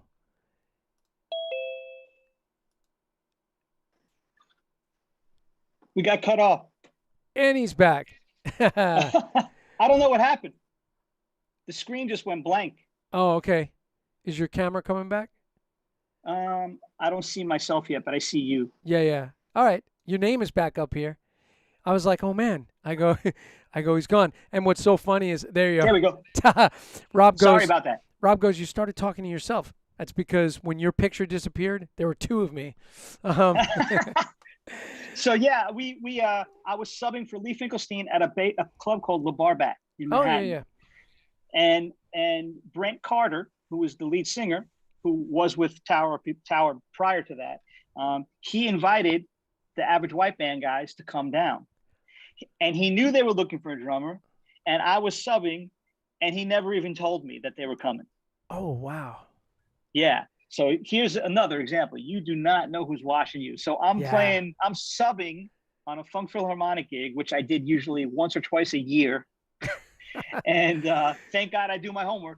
Yeah. And little do I know, Alan Gorey and Ani McIntyre and Fred Vigdor, they're staring at me, they're watching me, and I'm being watched and I don't know it, right? And as soon as the gig is over, the very next night, the gig is over, I met those guys, Brent introduced me to them, and I didn't think anything of it. And they didn't tell me, no one said a word about auditioning, by the way. I still had no idea. It was just, hey, you sound great, blah, blah, blah, whatever. The next day I get a phone call from the sax player. He's like, yo, Alan Gorey loves what he saw. We have auditions, but he likes you. He's like, but he needs to play with you to confirm it. Yeah. But like, if you show up for this audition, it's like it's yours to lose, basically, because he got to see you play with people that he admires. Yeah. So I was already dealing. So at that point, I'm sort of like a proven commodity without even having to prove it. You know what I mean? Yeah. And then to add to that, the week they had their audition, Chuck did a week at the Blue Note, and 2 nights that week, Michael Brecker was playing with us. So for me, I was like, I can't even believe that I'm going to play at the Blue Note with Michael Brecker. Like, I wasn't in Michael Brecker's band, but he was in Chuck's band for 2 nights. He was the guest soloist, right? Wow. And I don't care. Like, that guy, I've listened to more Michael Brecker than any drummer. Yeah, I'm a ridiculous fan, right? So I was mind blown by that. And when I went into audition, and this is nothing against AWE, because I wound up joining the band, of course, and I love it, and I still love that gig. But I went in there so free, because I'm like, okay, this may work, maybe it won't. I'm already working in town. I'm playing with Michael Brecker tomorrow night. Like, I just couldn't even believe it. Wow. You know, and it really hooked up my brain for that, because I was able to go in. Plus, I knew that they liked me already. Again, it's like, it was kind of ridiculous. So it was my thing to F up. Yeah. So it wasn't much to prove at that point, right? So yeah, no, I just wanted to, he wanted to know if it felt good when we played together. So that was an easy audition in that regard, because I didn't, like, there was no pressure for me, you know? So I started touring with the Average White Band, and I did that for like 5.5 years. That was an awesome gig, man. How many shows a year on average were you guys doing? They worked a lot. I was probably away. I don't know how many shows, but we were away probably half the year. Wow. Yeah. That's serious. Something, you know, around there. That's a lot of time away, for me anyway, you know? Yeah. But that gig was so good, man. We'd play in LA, and Steve Ferroni would always come. Gotta ask you. He'd be standing on the side of the stage like this with a cigar in his mouth and staring right at me, smiling, with his arms folded. No pressure. Yeah, and then he would get up and he would play either Pick Up the Pieces or Schoolboy Crush. Okay. And and just kill it. And then slay. Yeah. Ridiculous. Yeah. Oh my God. Yeah. Woo. Oh, that's very cool, man. So that was a great gig. Yeah, talk about horns, man. Holy moly. Like horn gigs. Fun horn gigs, right? I think it's funny, David Garibaldi was on the show, and I mentioned that I was having you on. I thought he wanted me to say something to you. I'm trying to remember what he said. But he was so cool to me, man. Yeah, he's such a sweetheart, first of all. And what an amazing player. How was that like playing with that band? You know, It was awesome. Double header. It was right? great, man. Yeah, it was crazy. You know, I never got past who he is. Right. I just couldn't. And listening to those records, you know, it didn't, and even becoming friends with those guys, I couldn't stop being a fanboy. Right. You know, but I wanted to carry myself like, okay, we're dealing too. So, you know, we had to do our thing. But there was a lot of mutual respect. Yeah. And yeah, I mean, he was so consistent. They're like a machine. Yeah. Like we were loose. And we were playing a different kind of funk than they played. That their stuff was very, very, things fit right in there. It's like, Yeah, gears. yeah, Yeah. yeah, and the AWB's funk is a different kind of thing than that. Um, but yeah, it was cool just to be around them, just to watch a guy like that operate every night. Oh It's my like, God. woo. Yeah, yeah. And actually, those recordings, I remember buying those on vinyl and just being like, hearing something like Squib Cakes and just going like, what the heck is he playing? Like, what is happening? Man, Yeah, trying to, dissect what's happening there. game changing stuff. It's like, wow. Yeah, yeah. It's so funny, Yeah. man, because of the tech thing. Like, I do all this helping drummers with their tech, getting their stuff together. So I spent a lot of time with David Garibaldi over the last year, and it's just funny. Like I'm still a fanboy. He's one of my biggest drum heroes. But then, like, we're on Zoom together, like laughing about that. He forgot to turn his computer on. That's why his camera wasn't connecting. Like it's just such a silly thing. The way that we know each other now, but Yeah. but it's weird how you get to know your heroes. For me, it's that. For you, you were playing with opening with for Tower, so or a double build with Tower. Yeah. Yeah, Yep. crazy. Um, so Average White Band was sort of the next thing in sort of the list of artists as it was coming along. Yeah, and that kind of at a certain point, when I left, I I, I started getting I started to get a few opportunities to play just a few on some movie soundtracks, Oh yeah, yeah, I saw that in which your is resume. it's really rare in New York City, Right. and I'm definitely down in the pecking order, but I did get a few, and and I also started to have a relationship with a musical director named Ray Chu, who does Dancing with the Stars for like Right. the last 6 years, and he was also the MD for American Idol after Ricky Minor's band did it for the first maybe 5 years, and then Ray did it. Um, Again, it was from a bass player, man, from Artie Reynolds, a guy I did club dates with, and this dude that was Ray Chu's right hand man. Wow. Anything Ray does, Artie's the guy. And Artie was in my club date band with Dave Mann, right? And this is the first guy I saw. Like, here's an example of when recognizing somebody who's truly bad, and then saying, "Okay, I need to." I watched him. I musically admired him, and he was the kind of guy that was, first of all, on a club date, there was no fooling around. He played, if he was playing a polka, he played a polka like it was the last time he was ever going to play his bass, and he hated Right. playing a polka, but it didn't matter.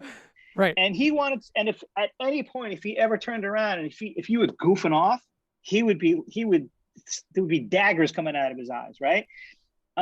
Because he took playing music. I mean, he didn't take it so seriously that you couldn't have fun, Right. but when it came time to play, it's like, let's play. And he was so damn good that it was infectious, right? And then he's also one of the first guys also that he was like even though he wasn't the MD of the band, he played gigs like he was sitting behind a console and producing. Yeah. So he would be playing, he'd be like, at the top of the next verse, just stop playing. Don't play nothing, not even high, just stop. And I would be like, okay, bah, and just sit there, nothing. And we don't, unless you have someone telling you to do that as a drummer, you wouldn't do that, right? Right. But he was directing me in a way that was like, I'm gonna go with whatever you say. I'm gonna do it. Right. And he's like, you're gonna see. And then he'd be playing. He'd be like, yeah, when you come back in, watch what happens to the vibe when you re-enter now. And it's like, wow, it's crazy, God. right? And so I was learning how you can build a performance by, like almost like pressing a mute button on a console, Right.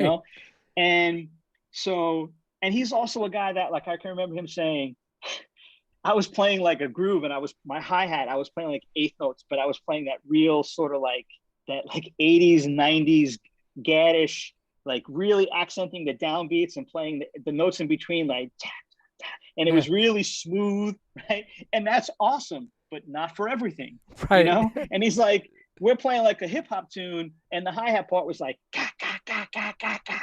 So he's like, how do you think you're going to make it feel like that if you keep doing all this fancy stuff? Oh my Like, God. you got to get rid of those dynamics. Like, Yeah. play the kick drum louder and play that hi-hat with all the notes the same. Yeah. And now you're going to see it's going to have a different flavor. And maybe it's not musically what we're taught, Right. but it's going to actually, the flavor is going to be like, whoa, that's real. There you go. You know, and that's like the non-drummer stuff you get from people. So he was a wealth of this stuff, like anything Wow. sort of like real R&B, even hip hop. He was so in tune with all that stuff. And because I came in with my ears open and my mouth shut. Yeah. And he then immediately was getting me on gigs with Stephanie Mills, anything that Ray Chu was the MD, and Ray Chu was an MD for many R&B artists. Right. So I got to play with, like, I went on the road with JT Taylor from Kool and the Gang, like all these R&B gigs, all because of Artie.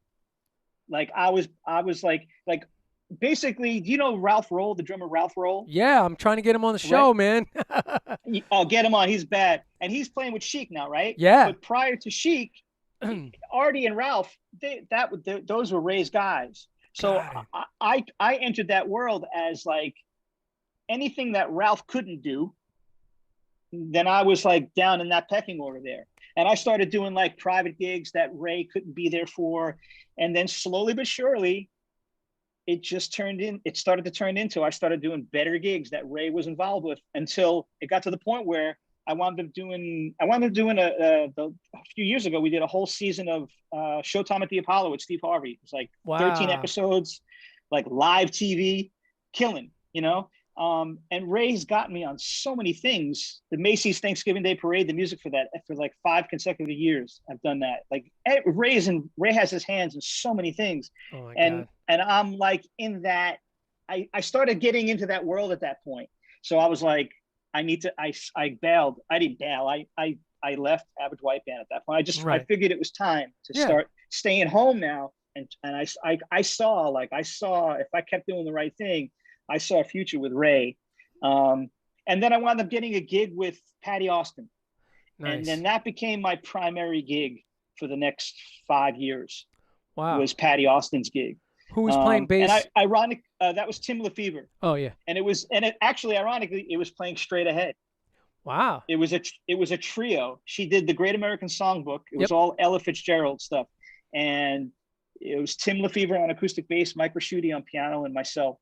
And we would either do trio or we would be a trio in the middle of an orchestra. So they would just plop us in the middle of whatever city we went to, like their city's orchestra. Right. And that was an amazing gig. And there is no musician on the planet more consistent than Patty Austin. Wow. This lady was basically perfect. Oh my God. Every night. I mean, and this is someone I grew up listening to, like Quincy Jones, the Dude record. Right. That's all Patty. Yeah. You know? And I started out as a sub doing with that stuff, the R&B stuff, which is where I thought I belonged.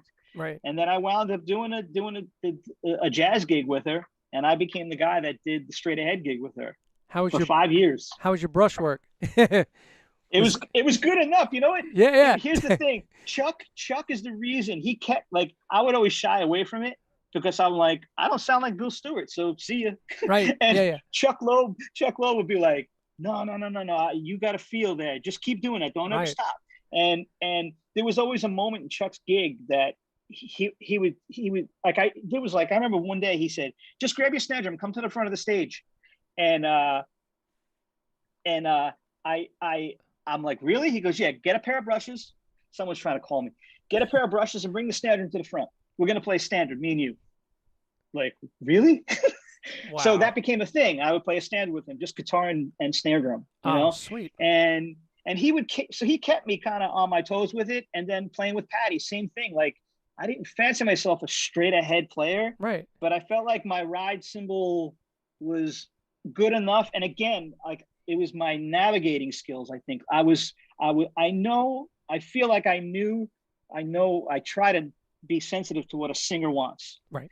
And sometimes you got to know when a singer's back phrasing that you cannot drag. You got to push right through it. Yeah, She's yeah. doing it for a reason. You don't assume that she's not. She had better time than any of us. so like, and she was the time police. And when you're playing that kind of music too, it's very easy if it's not the thing you do. If you're coming from a pop perspective, a lot of guys they don't have that tipping forward motion thing that the real guys do have. Yeah. And so I was super sensitive to that. But anytime I even took a breath, like and just relaxed, she would feel it immediately and like look back and be like, come on, like, so Whoa. you had to really at every second of the gig be like you had to have your A game or as best as I could give. But at the end of the day, she liked it. So, That's it. So I wasn't playing like Brian Blade or Bill Stewart, but I was creating a time feel that she dug. Right. So, and then I was getting better at it just from doing it. Right. You know what I'm saying? Yeah, I mean, you did it for... Nothing beats doing it with someone who can do it. Right. And when you have Tim and Mike playing, again, like you're playing over your head until you're not playing over your head. Right. So... Fake it till you make it. Yeah, man. Oh, man. Yep. So that was 5 years with her? 5 years with Patty, yeah. Wow. Yep. So... Now, I mean, there's a lot of stuff in between, but yeah, she was the primary artist. Right, yeah. These primary gigs. And so when do you meet Daryl? Opening for Hall & Oates with the Average White Band, probably 20 years ago. Wow. So wait, you were with Average White Band when you met them? I didn't even meet Daryl, but we opened for them, and T-Bone Walk, the bass player and the MD for Hall & Oates at the time, he dug me. Right. He watched our set. He stood right behind. He was right behind me the whole set. And then that night we met, and he introduced himself, and I knew who he was. And from that point on, I never played with him again. And maybe I would say, I don't know if I'm keeping my time frame correct, but I would say at least 10 years went by, 8 to 10 years went by. Because I had finished my tenure with AWB, I had played with Patty, and it was at the end of that time period, he called me, and he called me a few times, and it never worked out. Right. And I remember he called me to play on a Daryl Hall solo record, and he said, I want you to program something. And I was like, I want to say yes, and it's killing me to say no, but I'm not your guy, because I could try to program something, but it's not what I do, and I don't want to disrespect you guys and just try to hand you something that I don't really do. Right. And he dug that. He dug my honesty. And then maybe a year later, he called me up and he said, Daryl does this television show and Sean can't make it. Sean Pelton was the drummer on the show. And he said, would you be interested in coming and just subbing for Sean on one of these live from Daryl's houses? And I was like, hell yeah. Yeah. And I went, I did it. And it went well. And I just became the sub for the television show. That's it. And then shortly thereafter, the drummer for the Hall & Oates band had to have a back surgery. Oh. And probably because T-Bone had mentioned my name, and we kind of knew each other, he figured, I'm going to sound you out if you can cover me for a Hall & Oates run. Right. But he didn't know if they were going to even allow him to pick somebody. In those scenarios, just because you're the drummer doesn't mean you get to pick who subs for you. Right. But he had me in his back pocket. And when he went to John and Daryl to tell them, look, I need to get a surgery, I'm going to miss a chunk of dates. Daryl was like, Daryl said, maybe we should try that Brian guy. Like, I don't even think he knew my last name. And that Brian guy. And he was like, you know what? I already asked him if he could do it. And they were like, oh, great. And I did the run, and then I became the sub for Hall & Oates. Wow. So I was the sub for both situations. And then it just worked. It just turned into me getting both gigs. And the common thread all along your whole story has been bass player MD, bass player. Right? I mean, it's pretty much. That's the common denominator, man. It's like, you were making these relationships happen at a very young age, and then you cultivated that whole thing. And see, like that guy, 10 years later, he's calling you. you know. Yeah. So Yeah. you made an impression on Yeah. that first time, but also your by that point, your reputation in the business precedes you probably at that point. But that's killing. So now you get the two sub gigs, and Sean Pelton at that time, did he leave to go do something else? Do you know what the story was? Basically what happened was it was a difficult situation for mostly for Daryl, because Hall and Oates, the Hall and Oates band is one entity. Right. Live from Daryl's House is just Daryl's thing. Yeah. And even though he used his entire band, he wasn't using his drummer. He wasn't okay. using the Hall and Oates drummer. He was using Sean. Right. And that was T-Bone's guy. Sean is Gotcha. one of the T-Bone's guys. Right. And plus, Sean lives in New York. Yep. And the drummer, the Hall and Oates drummer, I think, was living in Portland or something. And at that point, they were doing a Live from Daryl's House episode one a month. Yeah. So they weren't going to fly the guy in. So it just made sense to have everybody live in New York. Yeah. Yeah. So that's why it was Sean's gig. And that's also why once I got the Hall and Oates gig, this is what was tricky. Everybody else in the Hall and Oates gig did Live from Daryl's House. So now he's in a weird position now, right? And what they did to rectify it was, as soon as I became the Hall and Oates drummer, they gave me 50% of the Live from Daryl's House gigs, and Sean 50%. Gotcha. That's kind of how they worked it out. So if we had four guests coming over the next 4 weeks, Daryl would say, I want Sean on these two and I want Brian on these two. Gotcha. So we would just play whatever was given to us. And then I think, just again, probably because of the logistics, and because I was the drummer of the band, they just started to give me all of the TV gigs. Yeah. So just probably so it organically. had nothing to do with. Yeah. It had 100% nothing to do with the playing at that point. Right. Yeah. He was more than happy with Sean, who kills every episode he was on. Yeah. I think, again, it was just the scenario was set up where, again, I was the drummer in the band, and I lived in New York too, like everybody else. So made sense. Yeah, for sure. And actually, going back to Sean for a second, I saw him do a clinic at PASIC a few years ago, and he was just taking you through how he runs, everything for Saturday Night Live, and that's a really cool setup. Watching him go through what he's done on that show, and of course he kills it every time on that show. Killing stuff. Nice, man. And so, on the Daryl's House thing, you've gotten to play with a lot of people, right? It's crazy. Like, it's insane. That's like a crazy house gig, literally. That just provides such a plethora of talent, and it's just unbelievable. So, like, yeah, man. What would be a favorite moment? Maybe one real favorite moment from that show. The one that always comes to mind for me first is the Joe Walsh episode. Oh, yeah. Although I gotta say, I loved that Gavin DeGraw, and I love the Oates. Playing Money with the Oates. That's what we do. This is why we play drums. right. But having said that, the Joe Walsh one was pretty amazing. Like, just the way he carried himself. He kind of came in there. It was like real rock star stuff. You know what I mean? I don't even know what that even means. Right. It's a feeling, He comes in the room. Obviously there's nothing to prove. Right. Super comfortable in his own skin. And when we played, one of the tunes we played, what's the tune? Rocky Mountain. Oh yeah. Right. And there's a famous guitar solo where he has that tube in his mouth. Yeah. Right. So we're playing that tune. That's a first take on that.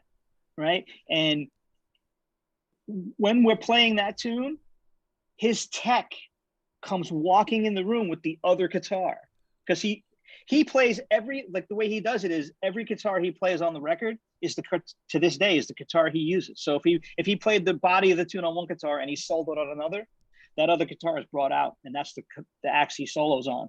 Wow. And then he gives it back and he continues on the other axe, right? That's the rock star stuff right there. There you go. So there was no one told me that, or not that they would tell me, but no one, it wasn't like revealed that some guy was just going to enter the room with a guitar, because there's cameras everywhere, right? Yeah. And this dude comes just walking in, hands him the guitar, and he puts the tube in his mouth and he plays wah, wah, wah, and he plays his solo, and I'm there playing drums. I'm like, wow, that's real rock star stuff right there. Oh my God. Yeah. Oh, So that's awesome. That was a cool one for me. And then the music, like that's the thing when you're playing like a tune that's like, I don't know that I can't say that I was a legitimate Eagles fan or even a Joe Walsh fan, right. But it's hard to deny like that's the music of my life, right? So how do you, and then you're playing it, it's like, it's not playing it with a good band, it's playing it with the guy. Yeah. So it takes on a heavier thing somehow. Yeah. So it's awesome. Yeah. And for me, my brothers, we always would tell each other, like, we always thought that Steve Jordan had the ultimate gig. It's like he plays on a TV show and he plays with all these other artists. That was like the ultimate. That's like fantasy stuff, Right. And not that I have that, but I have as close to that as you can probably get. It's crazy. Oh, hell yeah. Like there's very few things in the whole world that are set up like this, right? So it's amazing how lucky we are with that scenario. Oh my God. It's such an amazing experience that you're getting with that. I mean, just meeting those folks, getting to play with them, and as you said, it's like part of the soundtrack of your life is happening, and you're doing it with the people that recorded it. That's just so incredible. By the way, Rob Glick, my buddy Rob, was like, he said he thought his favorite episode was the Joe Walsh one before you mentioned it. Yeah. So what would be like a close second, would you say? I don't know, man. I'm gonna put these 3 or 4 on the same, because to me they were good. I think the CeeLo Green one was great. Like the version of No Can Do we did, that has like people write me emails saying my band does that version of the song now because of that. Like, it's crazy. Yeah, I mean, even Hall & Oates, we play the tune more like we did on that episode since then. It's like I don't play the groove I'm playing, has nothing to do with the record. Right. The groove on the record is like and it's a machine, Right. And we're playing a totally different kind of thing. So the CeeLo thing was cool for me. Grace Potter, I thought was amazing. And Gavin DeGraw. I thought Gavin DeGraw was a killer, man. Yeah. I thought that guy was great. And the OJs, man, it's there's so many of them. They all had their moments that were cool. For me, even though I didn't grow up listening to his music, Todd Rundgren, like I remember sitting with my parent at my parents' house for like a Thanksgiving dinner or something, and I was telling everybody at the table, I'm going to do another Daryl's house. We're going to go to Hawaii and we're going to do a Daryl's house at Todd Rundgren's house. And like my brothers like almost dropped their forks in their plates. Like, what? And like, because I'm not a Todd, I can't say that I'm a Todd fan because I didn't grow up. Again, it's my age. I always knew who he was. Right. But like, I wasn't listening to Utopia or, that stuff that the guys that were, someone that would be 58 to 62 around like that age, like someone basically 10 years older than me. And if you're a player, you totally have listened to Todd Rundgren, I'm sure. Definitely. Right. So, to see their reactions, like, whoa. And Sammy Hagar, man, he's another one. The first song I think I ever played in my life was Rock Candy. Like my brother Kevin's showing, my brother John is like, check out what Danny Carmassi does. Cause it was the first time I ever heard a drummer play, the beginning of Rock Candy. And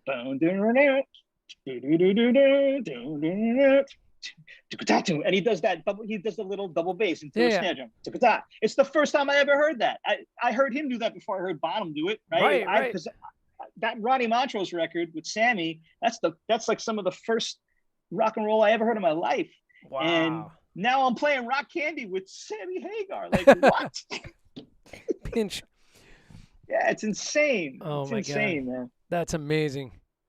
Yeah, actually, it's funny. Back to Todd Rundgren for a second. Um, I, I guess like again, I'm only like 2 years older than you. I was listening to Utopia and all that stuff because at a young age, I got into like Yes and Genesis and like all that kind of stuff. And then I was tracing. I would go into this record store, Titus Oaks, on Avenue U in Brooklyn, and I would take records and look at the back and look at who's on them, and then draw these lines between guys and check out other records and sort of that's how it led me to all this other stuff. But at some point I started checking out Utopia and then I fell in love with that record Healing by Todd Rundgren. Do you know that record? Um I maybe I would know the music if I heard it, but I don't yeah, not this record Healing is only. like really interesting, really melodic, more song form kind of stuff and just really killing. So I'm kind of envious you got to play with him, but I was definitely listening to that stuff as well. So I guess I am a little bit of an old soul. Um, yeah, man. Wow. Yeah, my brothers. You know what? The closest thing I got to it was a little bit of Yes, but the closest thing to more progressive rock was Rush for me. Yeah.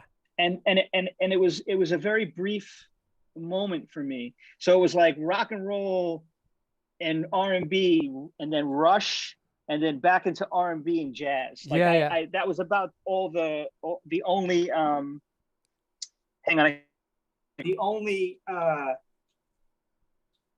oops,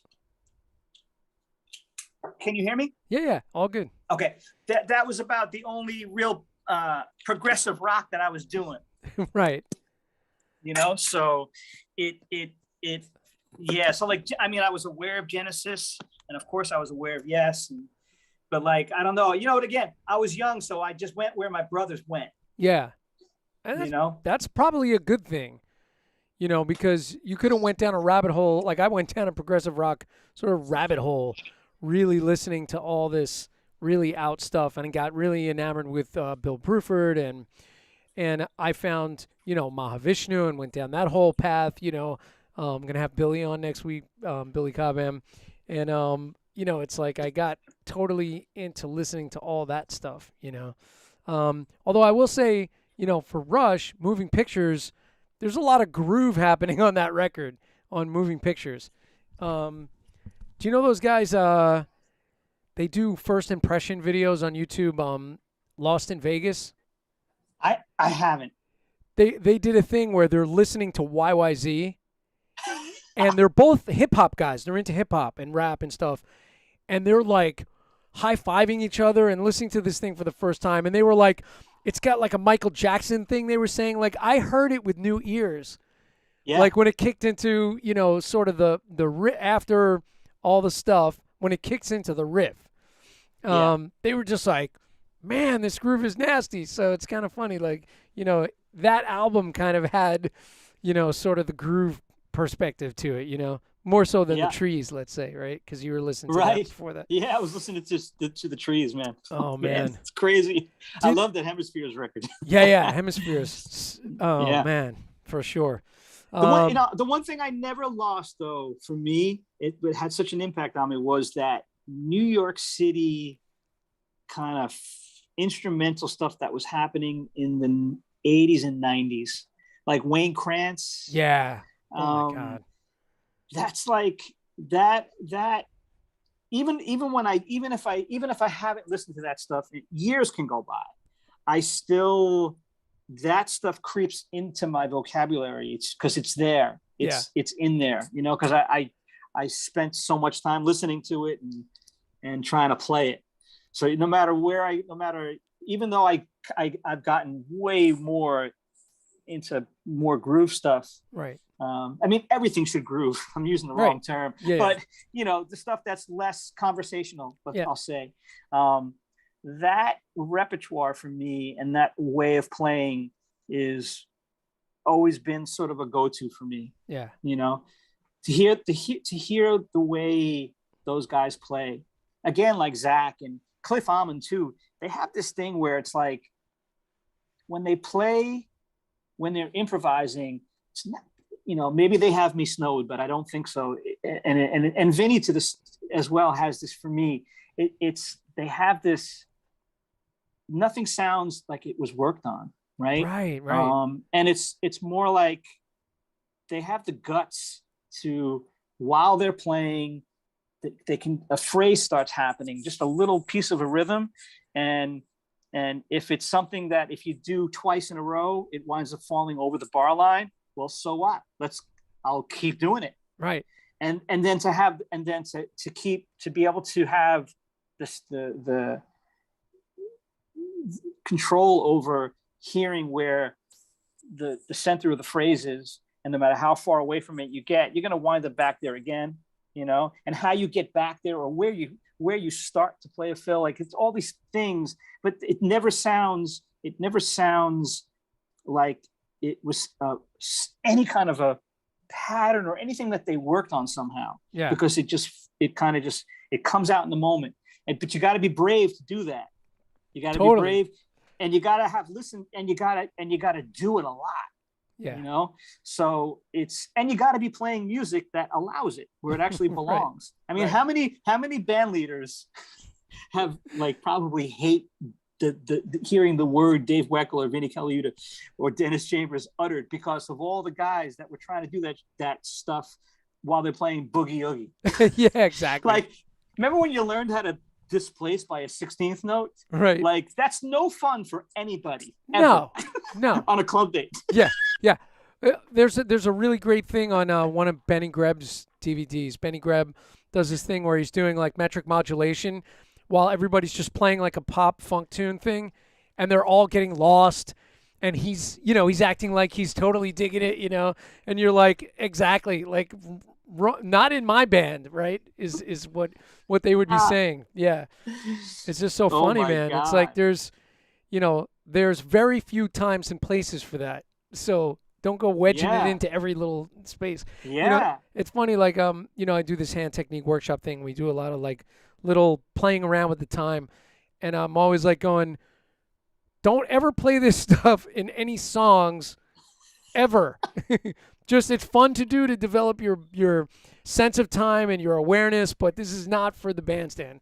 Don't go playing this on Fire and Rain with James Taylor. Yeah, man. And flirt, that's the thing I feel like a lot of young guys don't do. They don't flirt with the listener. How many times when you see, again, a guy like Charlie Drayton or Steve Jordan or Steve Gadd, any of the greats, when they play, they give you a little something.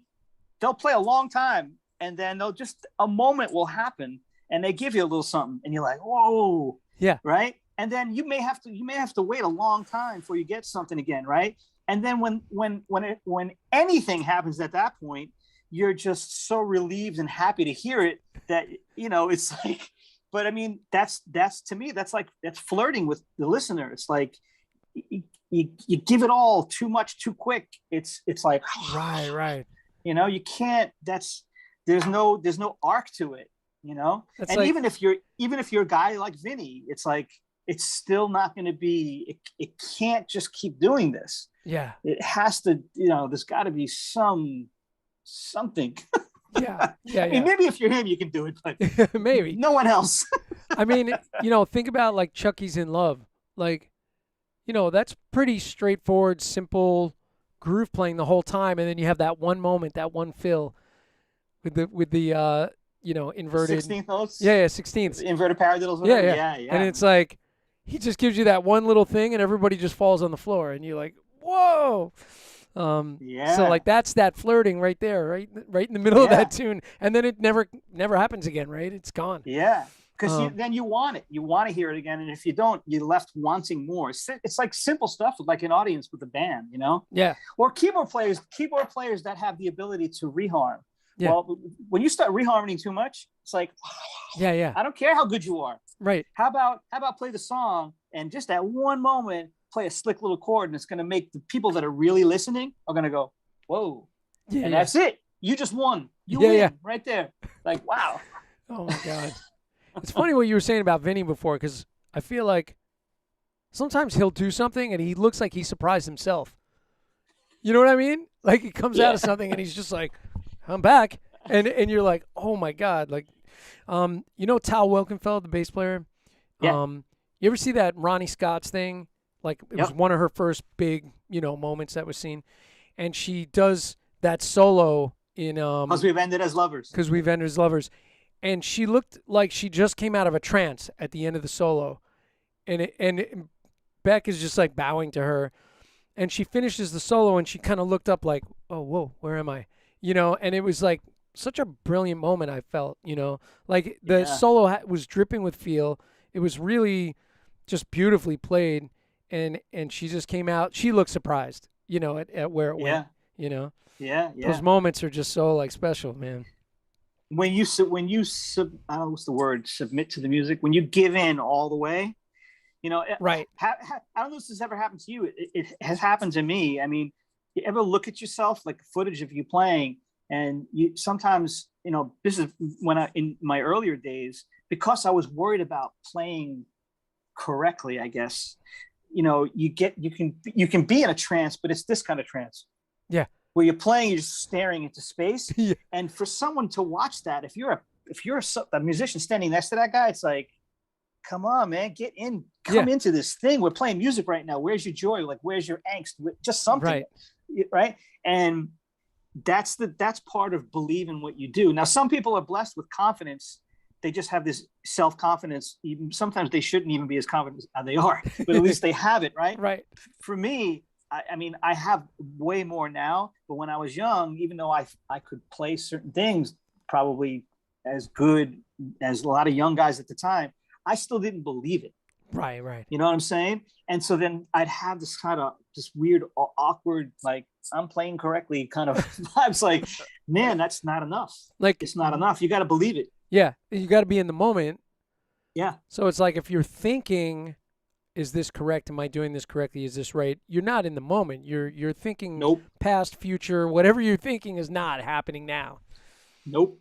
No. And you can, even if you pull it off, you can pull it off. I mean, if you're talented enough, you can get through it, but it's never going to give the people in the know that real, like that's one of those guys. When you hear someone sing for the first time or you hear someone play, forget drummers, you could usually tell within 4 bars when someone's got it. You could feel it real quick. I feel like most people can. Yeah. And I mean, and you cannot have that if you're questioning anything you're doing, man. 100%. And people, musicians will sense it, but I think even non-musicians will sense it. It's like a guy like Daryl Hall. He can come out, and if he has like a subpar night for himself, if he has one night that he sings better than another night, the night that he's not having a good night, let's say his monitors aren't good or whatever, to him, he's still like, this is so good. I'm making history right now.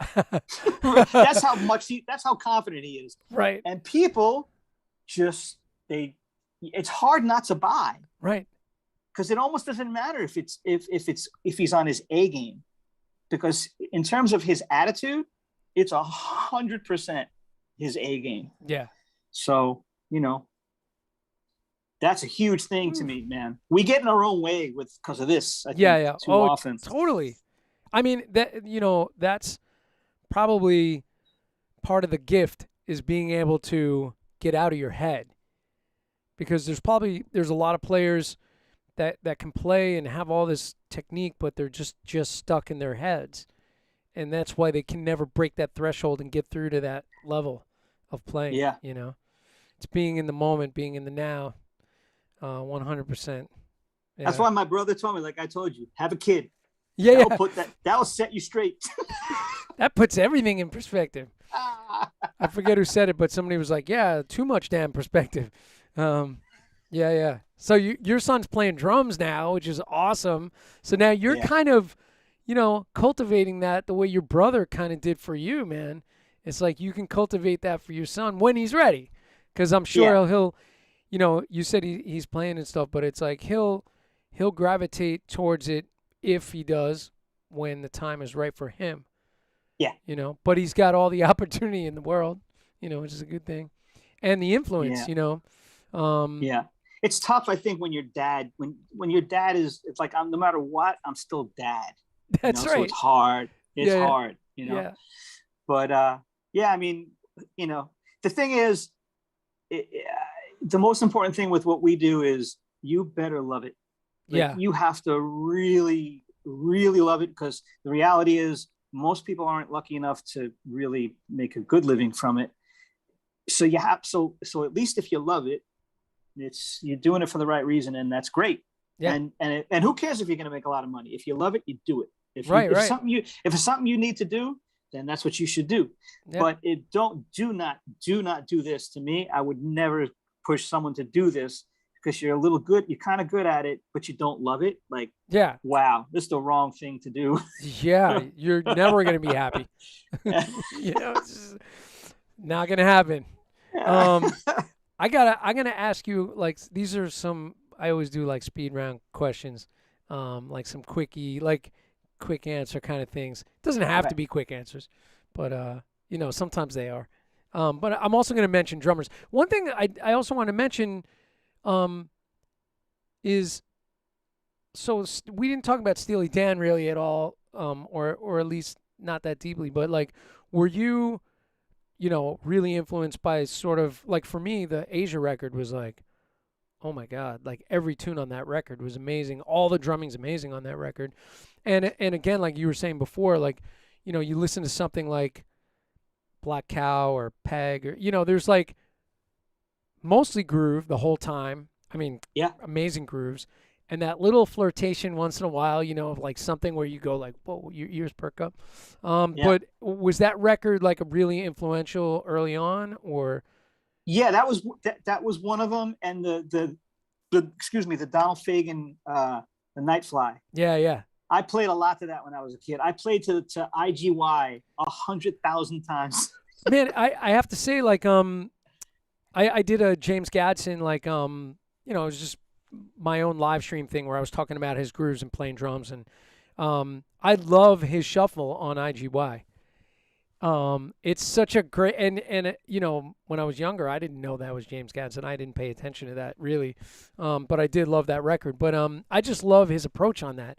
And there's space where it's just a little ride cymbal taps, and he hits the upbeat, you know, like the end of 4, and leaves out the 1, just like twice, in you know, and you're just like, damn, like that one little thing was just so right for the moment, you know, Yeah, man. man. Oh, Yeah. this. Gadsden, oh my God, Kiss of My Love, Oh yeah, yeah. oh jeez. Yeah, yeah. I'm on his. I've already contacted him. I'm trying to get him on the show, so I Nice, think it'll happen. nice, Because I really love his nice. playing. And by the way, you know, he's one of those guys where I didn't know he played with Beck, and until I started really looking into his playing, and you know, hearing, because it's all, you know, everybody's always talking about the 16th note thing all the time, but it's like, Right, right. you know, listen to what he did on that Beck album, and it's like really sparse and simple quarter note kind of driven stuff, and you're like, yeah, yeah, it just feels right, you know. Yep. Holy moly! All right, so um, so we talked about like your first with, you know, trying drums. I know your brothers kind of brought you on. What was the first drum you ever owned? A Blue Sparkle Slingerland drum set. Yeah, nice. New or like garage sale? Like, Totally refurbished. nice. Yeah, yeah, love it. Still have it? No. No. I had my Ludwig Red Sparkles up until a few years ago. They're gone now. But I gave them to a student, and he used Oh, them for nice. like, he used them for about 6 years. And then I said, if you're ever gonna change to something else, give them back. And he gave them back. And then I sold them like an idiot. So they're gone. First record you bought yourself, like maybe with Well, your own money, or the first one you bought. yeah. So this is interesting. You'll probably laugh at me. I never bought an actual album. Okay, The first thing I ever bought was a CD, got it. because my brothers were bringing the records home. Right. So yeah.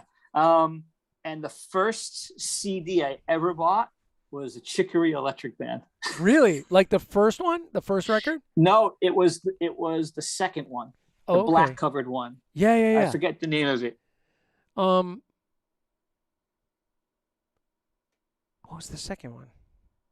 I forget the name of it. Night. Yeah, yeah. Wait, It no. had that damn, there was like a It had really that pop tune. There was da da da da da I transcribed da. that. Yeah, yeah. I remember transcribing that, and I remember that was the first time I was like, "Oh yeah, he's displacing the groove by a 16th," and being like, "Oh, that's so slick," like hearing it in that way. That's so funny, man. Yeah, I had that one. I transcribed that. Um, what about first concert you ever attended? Um, Damn, I can't even remember. Um,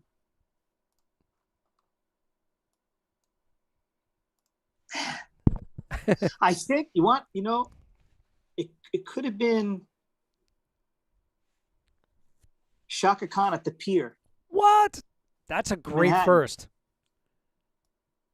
Was And I J.R. wasn't that Robinson was playing drums? I was I don't know who was I have it wasn't Rufus. Okay. So it Yeah, wasn't yeah. JR. Right, right. It was just Shaka's band. Yeah, yeah. Uh and I'm trying to think of how old I was. I mean, I wasn't that young. I mean, I was young, but Yeah. I was probably uh 13 or 14 years old. Wow. Yeah. Yeah, that would make an Yeah, impression. that's the first concert I remember. I may have gone to a show before that, but I can't think of anything right now. So Okay. Cool. Yeah, Daniel Glass told me his first show was Fleetwood Mac. I love hearing those stories. Who people saw first. And then it's like, you're looking at somebody like Daniel Glass who's way deep into the retro swing thing. right. And it's like it started out with Fleetwood Mac. Fleetwood Mac. Yeah, yeah. And it's just like a wacky thing, man. Who's your first drum hero? Like real drum hero kind of guy? I would say, oh, I would say Gad, Okay. Yeah.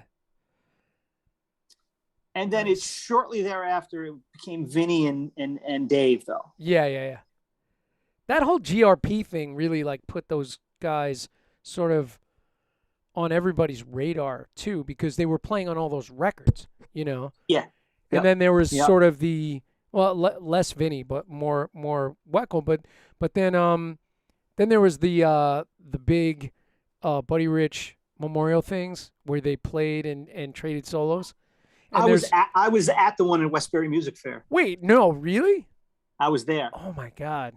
I Oh, was that's also I was crazy. also at Zildjian Day in 1985 with Vinny. Wow. I was in that, and when that video starts, my brother is in the audience. You can see his big hair standing up. That's great. Oh my God. Oh, that's Yep, hilarious. Wow. crazy. That's Yeah, crazy. First gig, first like, non-paying or paying, it doesn't really matter. What was the first gig? Probably the first club date band that I was in, and I was I think 15. Okay. It could have been 14. I was young, Yeah. but that was and it was yeah. I was like I went from playing with records to my brother saying, "You're ready, man. Let's get you in a club date band." Let's get some work. Yeah. Yeah. Wow, man. Yeah. My first one was I was a little kid. We played a nursing home, and we played TV show themes. And it was me, piano player, trumpet player, and it was Chet DeBow at all? I know of him, and I met him once. Yeah. So it was Chet's nephews and me, little kids playing at a nursing home. I had to play, and his brother was a band leader that had a club date band on Long Island, Uh-huh. Lou DeBow, and he like picked the tunes. We were playing the theme from MASH. I was like 12 or maybe something like that. The theme from MASH, the Pink Panther theme, some Billy Joel. I don't know. It was a bunch of stuff, but TV show themes I remember. Nice. What was your first big venue gig? First time that you got to play like arena Oh. size thing. Um, um, I guess Alana. Oh Although right. we weren't doing arenas, but we were doing we did, it was like we did the Horde Festival, which was Right. Blues Travelers Tour, and we were on the main stage. So Yeah. that was, what I guess they call them sheds. So Yeah. it's usually like maybe five. It's like maybe 6,000 to 8,000 in seats, and then there's like another 10,000 behind that. Yeah. Lawn, that kind of thing. So yeah, those were the first kind of like large audiences Yeah. for me. Worst gig ever. You don't have to name people, but like, what was the weirdest? Because I asked Ryan this last week, but weirdest or worst gig experience ever. You don't have to incriminate anybody. I guess, yeah. I can say the weirdest gig was a club date out in near the Hamptons at some mansion, and it was what they would call, at least on Long Island, they called these gigs screamers, because it was when the band that the people hired wasn't there, and it was just a bunch of guys thrown together to play the event, right? And this was truly a screamer, because the woman came up and she's like, "I didn't hire anybody here. You can get out." And the band leader's like, "If you're gonna say that, we are gonna leave. If you want entertainment, we're here to give it to you. Right. And you take it up with the office, whatever kind of rebate you want. But if you want music, we can." And they tortured us. Oh my God. Woo. Yeah, I've been on some of those. Where they're like, "Wait a minute, you weren't," and none of you guys were in that showcase video that we saw, or the video. Yeah. It's like, what the hell? What was like your favorite, like Ryan was saying, Red Rocks was like a really special thing, something really special that stands out? For me, it's the Garden. Yeah, man. And Red Rocks is awesome. And Hollywood Bowl, I just played, my birthday was October 1st. Last happy birthday. I saw that. Yeah. And that place is awesome. It really is. But I'm a New Yorker, man. It's the Garden. Yeah. It's really funny. There's local guys that we're friends with. Rob Glick and I are friends with Carmine Diorio and his brother Frank Diorio, and they were playing with Dice when Dice started doing arenas. Andrew Dice Clay, and so they were the band that played behind Dice, and they went from being a neighborhood cover band to playing Madison Square Garden. So they were like pinching themselves, Damn. Pretty funny. All right, since you're a New Yorker, best pizza for New York. Oh boy. Okay, for a round pie, DeFara's for me. DeFara's, and I like LMB, Square for Squares. Okay. Spumoni Gardens. That's funny, man. So I asked Jim Mola this question. He was like, Lombardo's in Bay Ridge. I think that's for round. Yeah. When I was a kid, it was Ray's, like when I was a kid. And when my girls were little, one night on a school night at like 8 or 9 o'clock at night, they were little. I threw them in the car, pouring rain, drove to the city, and had Ray's. We got there at like 9:30 at night on a school night. Gotta do it, right? Nice, right? Yeah. I live on Staten Island, so there's some good pizza on Staten Island, but yeah. I'm not an L&B fan, by the way, which is weird because most people I know are L&B fans for sure, including my buddy Vin, who's up in here. But like for me, now these days it's like my local guy Giuseppe. I love him. So nice. Cool. All right, so now I'm just gonna pop down some drummers real quick. Oh, one record that you listen to still that you like that might surprise people. After everything we talked about. Well, okay. The only reason it was I have the record. Okay. I may have listened to this record more than any record that I've ever owned. Huh. And there's no drummer on it. Okay. It's programs. But it's not. It's everybody. Even drummers should be listening to it. To me, it's Michelle Indegliocello's first record, Plantation Lullabies. Plantation Lullabies.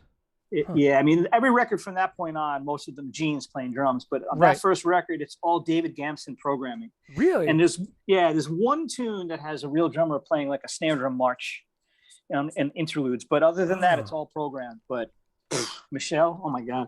Wow. All right. Very Crazy. cool, man. So funky. Federico Pena. Oh my God. Yeah. So killing. Oh my God. All right. Here we go. Drummers, ready? So just whatever. And the first one on my list was Steve Gadd, but first thing that comes to your mind could be a word, could be a phrase, whatever. So Steve Gadd. Oh man.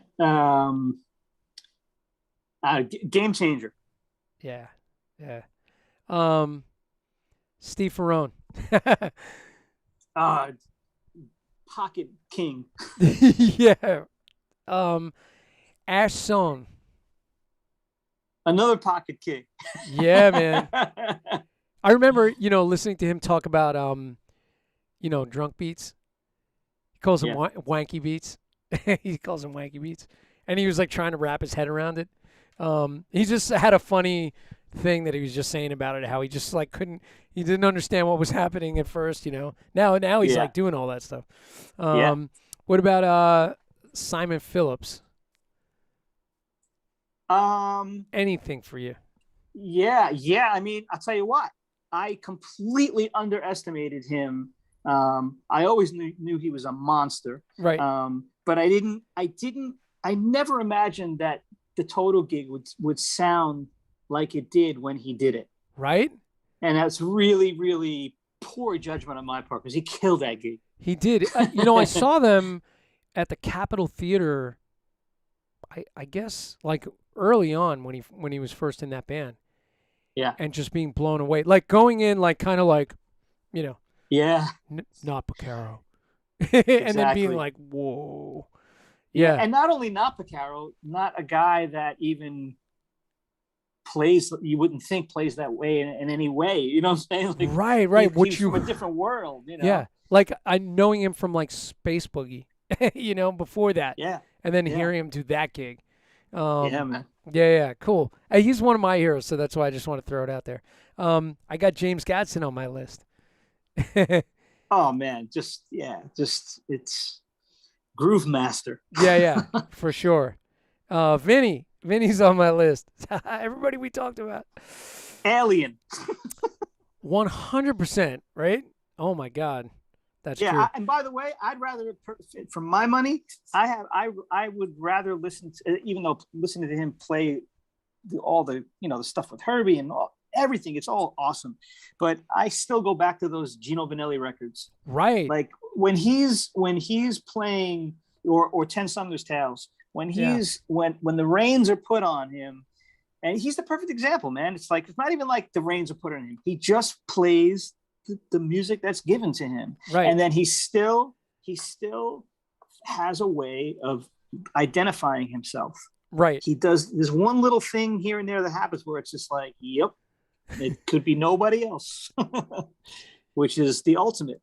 You know what's funny, man? I wonder if you know this tune, but he I love Vinny's playing with Nick Kershaw.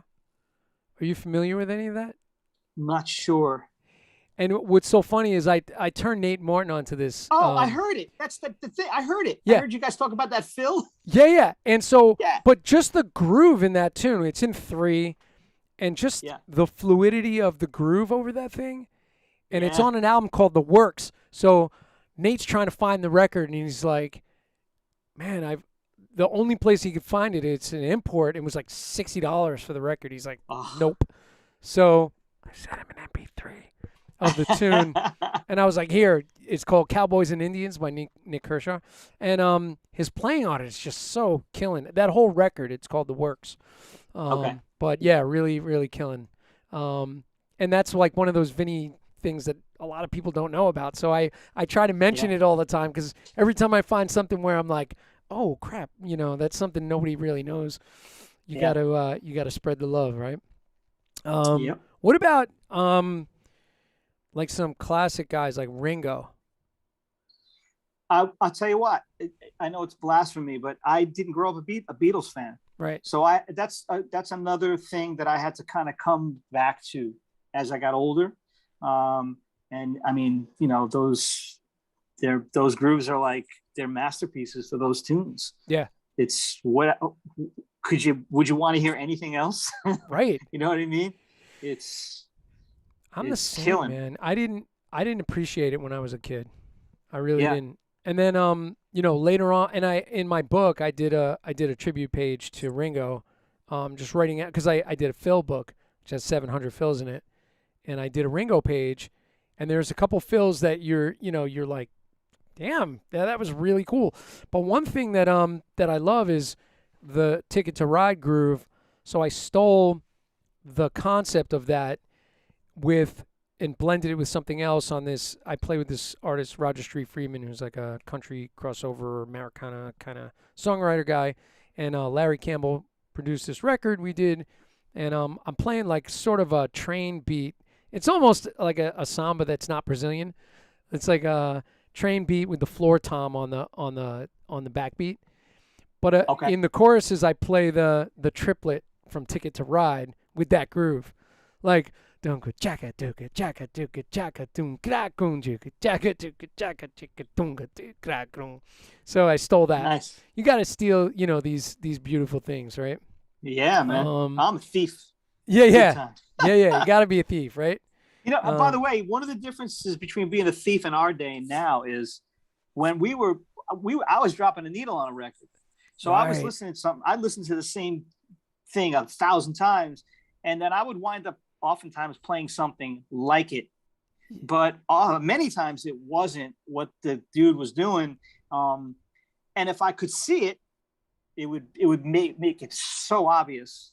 But maybe there's something cool about that, because you wind up getting your own thing. You wind up doing something that sounds like that guy, but it's still kind of yours because it's really not it's really not the Right. same thing. Sometimes you make it sound like it because you just don't have the ability Yeah. to play something. Like I remember early on, it was like a fill that I heard maybe Vinny do or something, and it required a double bass drum, and it was like in a weird place though, and it made it hard. So I substituted a bass drum with a floor tom, Right. and but to this day, it's something that I use, but I wouldn't have done that. First of all, if I was just simply better, I would have done it with 2 feet with both bass drum notes, but Right. it turned out to be a positive for me. Yeah, yeah. Plus, so you got influenced by the original notion that you heard, and then Yeah. you made it your own thing, and and plus that fits your style of playing. So you're probably not doing a whole bunch of double bass stuff anyway, so it probably wouldn't be in the comfort zone, right? Yeah. So yeah, man, I love that. All right, so last couple, I got let's do John Bonham. For me, he's the king of rock, man.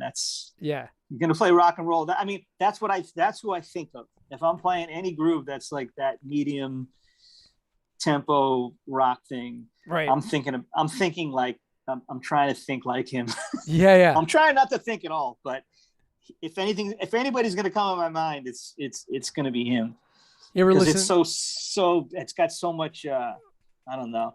It's swanky, Everything Yeah. he does is swinging, to some degree, and swampy, and like yeah, I don't know, whatever that is, I want more.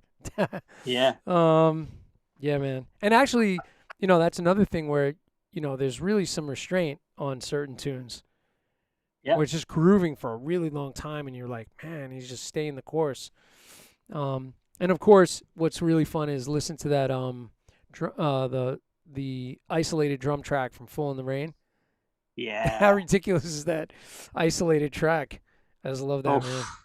Because you really hear unbelievable. the air between the notes and that. Oof. Wow. Yep. All right. Yep. We got just a couple more. I know you got a family. You got to get back to your life. So I'll just throw a couple jazz guys out. What about Elvin? Were you ever like? Oh, big time. Okay. Huge, man. And my high school band director was a trombone player. He played in Buddy Rich's band. Oh wow. And and what I used to come into, I was a senior in high school. I would bring him like records with Michael Brecker solos. Wow. I remember bringing him like John Patitucci's first solo record, and Brecker plays tenor and Vinny's playing drums, and he's like, "Yeah, it's cool." He's like, "You got to check out Elvin and Tony." That's what Right. he would tell me. You got to listen to Elvin. He actually put me in his office, and he played Nefertiti for me. Yeah. And at the time, man, it was so, my God, so far over my head. I didn't even know what I was listening to. Right. And I couldn't appreciate it, because it was the whole, even when they even my first introduction to listening to straight ahead jazz, when I heard tenor players and trumpet players play lines together, even they played ahead together. Yeah. I was listening to music that was like really pinpoint exact. Yeah. And this stuff sounded, it wasn't, but I know that now. But at the time, being honest, it sounded like it didn't sound together to me. Yeah. Right. And I also didn't have the ears to even know how to hear quarter notes that were large. Right. Not this, so it took me a long time to wrap my head around it. I still don't know if I even really get it. Like when you hear the guys, like when you hear Elvin, of course, when you hear these guys, it's the more you learn, the more you realize how heavy they were. Yeah. And I have to also say, playing straight ahead, like if you're not playing it with guys that are way better than you, it's the least fun music to play for me, because I need help. You know what I mean? I wish I didn't, but I mean, I really want it. Because everybody's got to be swinging. Right. It's the same thing with any genre of music. I mean, totally. Something doesn't feel right. Who do they turn around and look at? They look at us. Yeah. Right. But how about looking at that guitar player who's, whether you don't realize it, whether you know it or not, he's not playing the rhythm part, and right. my drum part is based on a different part. So you everybody needs to open their ears, because it ain't just us. Right. Everybody's got to be dealing individual. I should just be able to stop, and the band should be grooving. Right. With the same momentum. It should just be killing without me. Right. So yeah, I don't want to. We take too much blame with that stuff. By the way, I took it to another place. That's all right. By the way, the president of the the president of the Brian Dunne is a badass fan club. Jim Mola is in the house. Nice. I don't know what time he popped in, because we've been going for a while, but he's here. So he started your fan club, and he's awesome. He's the president. There it is. He's awesome. And he's a great player, man. He is a great player. He knows how to play straight ahead. He's the man, right? Yes. He plays straight ahead, and he also likes Lombardos and Bay Ridge. All right, so I give you two more. So, okay. Buddy Rich. Another alien. Right. Yeah, right. And the older I get, every time I look back at what he was doing then is insane to me. Right. Right. I mean, think about drums. Think about how to this day, it's still, guys are doing things. Could you imagine hearing Chris Coleman 15 years ago? Right. Even now, it seems absurd. Right. Can you imagine even 15 years ago, 20 years ago? It would be laughable. God. Yeah. Right. So, but like, Buddy's one of those guys, like, physically speaking, he was doing things that to this day, even as crazy as it is, it still stands. It will still stand up. It's like, yeah, wow. Insane. Yeah. That is true, man. You go back to any of those clips, and I don't know, I'm still like dumbfounded watching him. I'm just still like, yeah. Wow. Yep. Oh, my goodness. Well, man. Oh, and I just wanted to say, of course, because you mentioned it earlier on, what about our buddy Neil Peart? Yeah, man. I mean, man, I rest in like peace. I said, that Hemispheres record was like part of my life. Yeah. Yeah, man. Yeah, me too. Just crazy. Oh, man, what fun. I really dug like getting into your whole backstory, which I didn't really know that much about. I mean, we've only known each other, in that small circle with the club dates, and, of course, having you play my daughter's Jewish wedding, which was awesome. Nice. Yeah, man. But yeah, this was a really fun hang, and yeah, man. I'm glad that Facebook came back at some point, and Tony Cosina said, what did he say?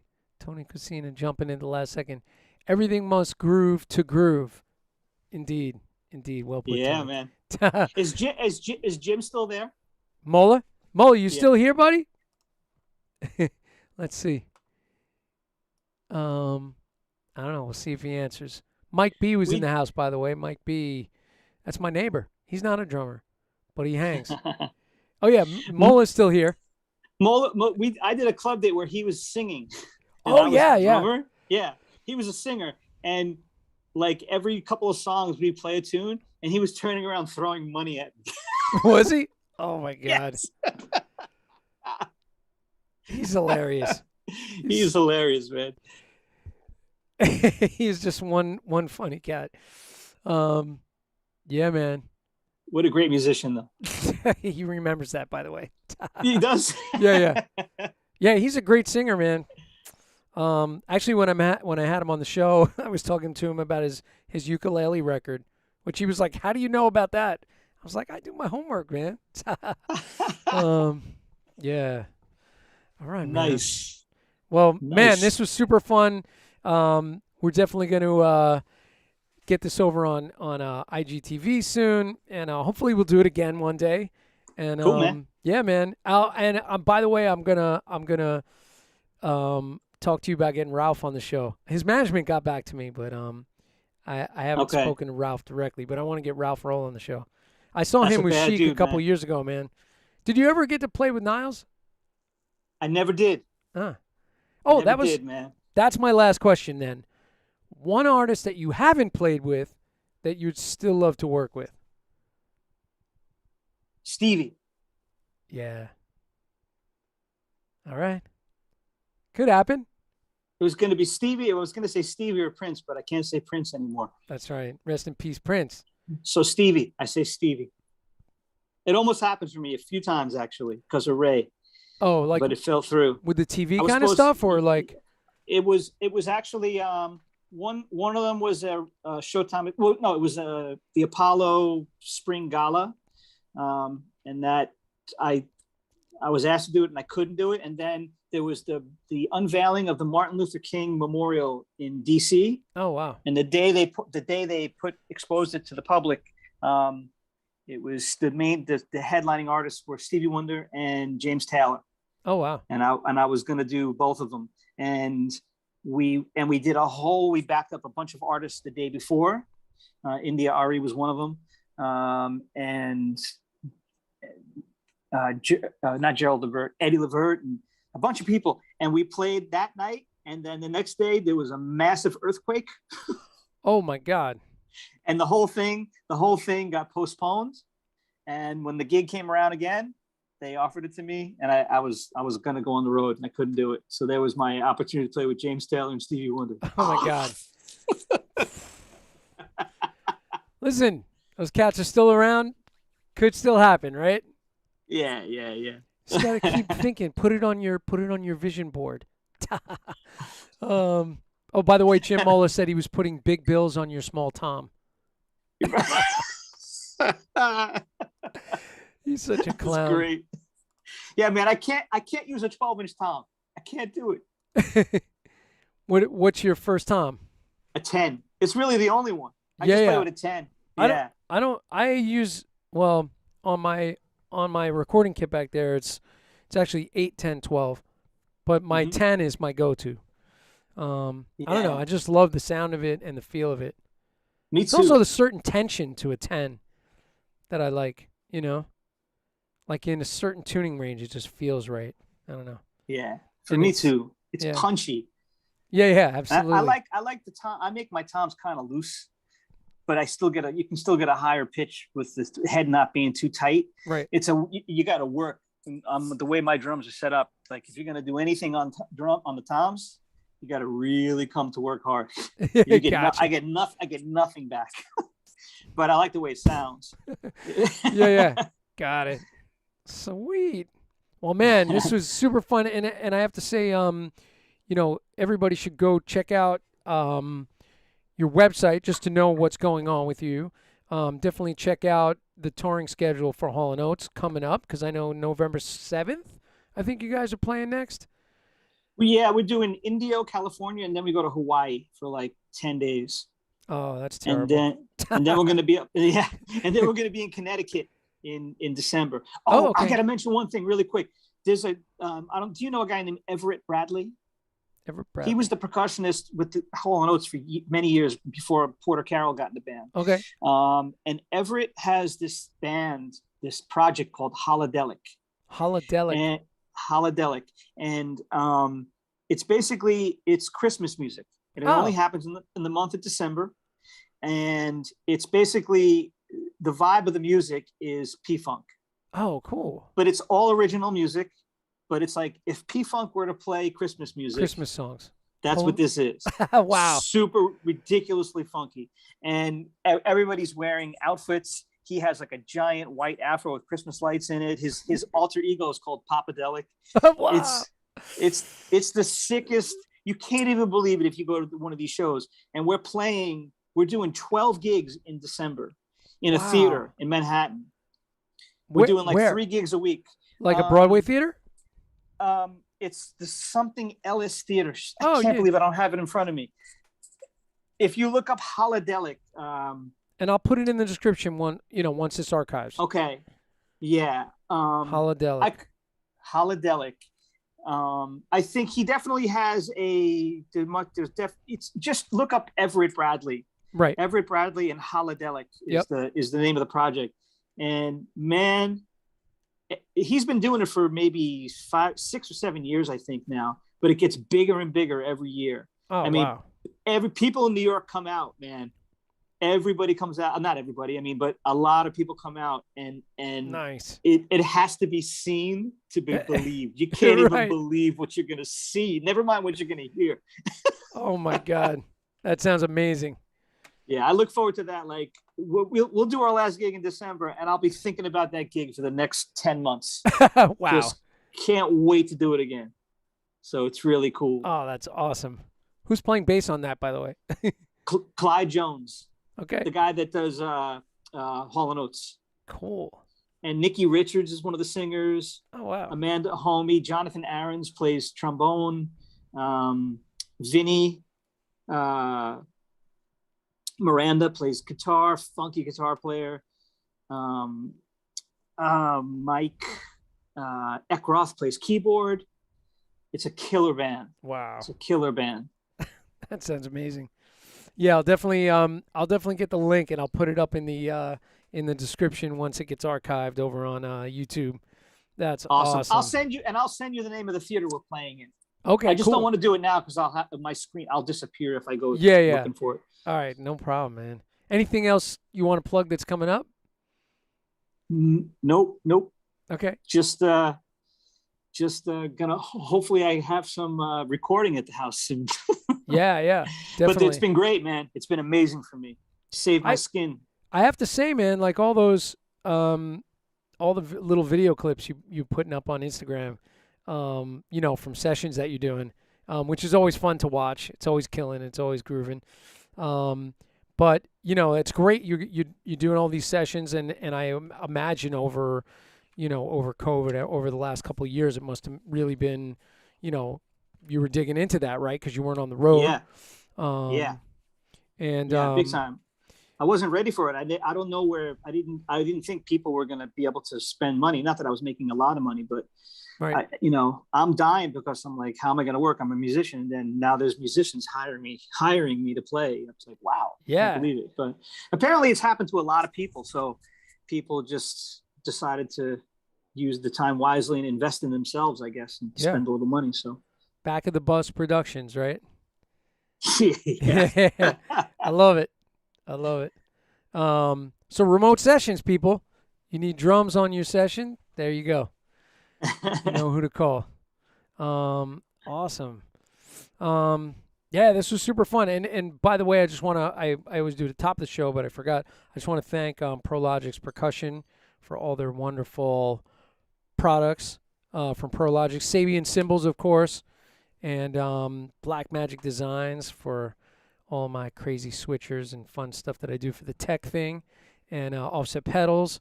And any sponsors besides Sabian you want to give a shout out to?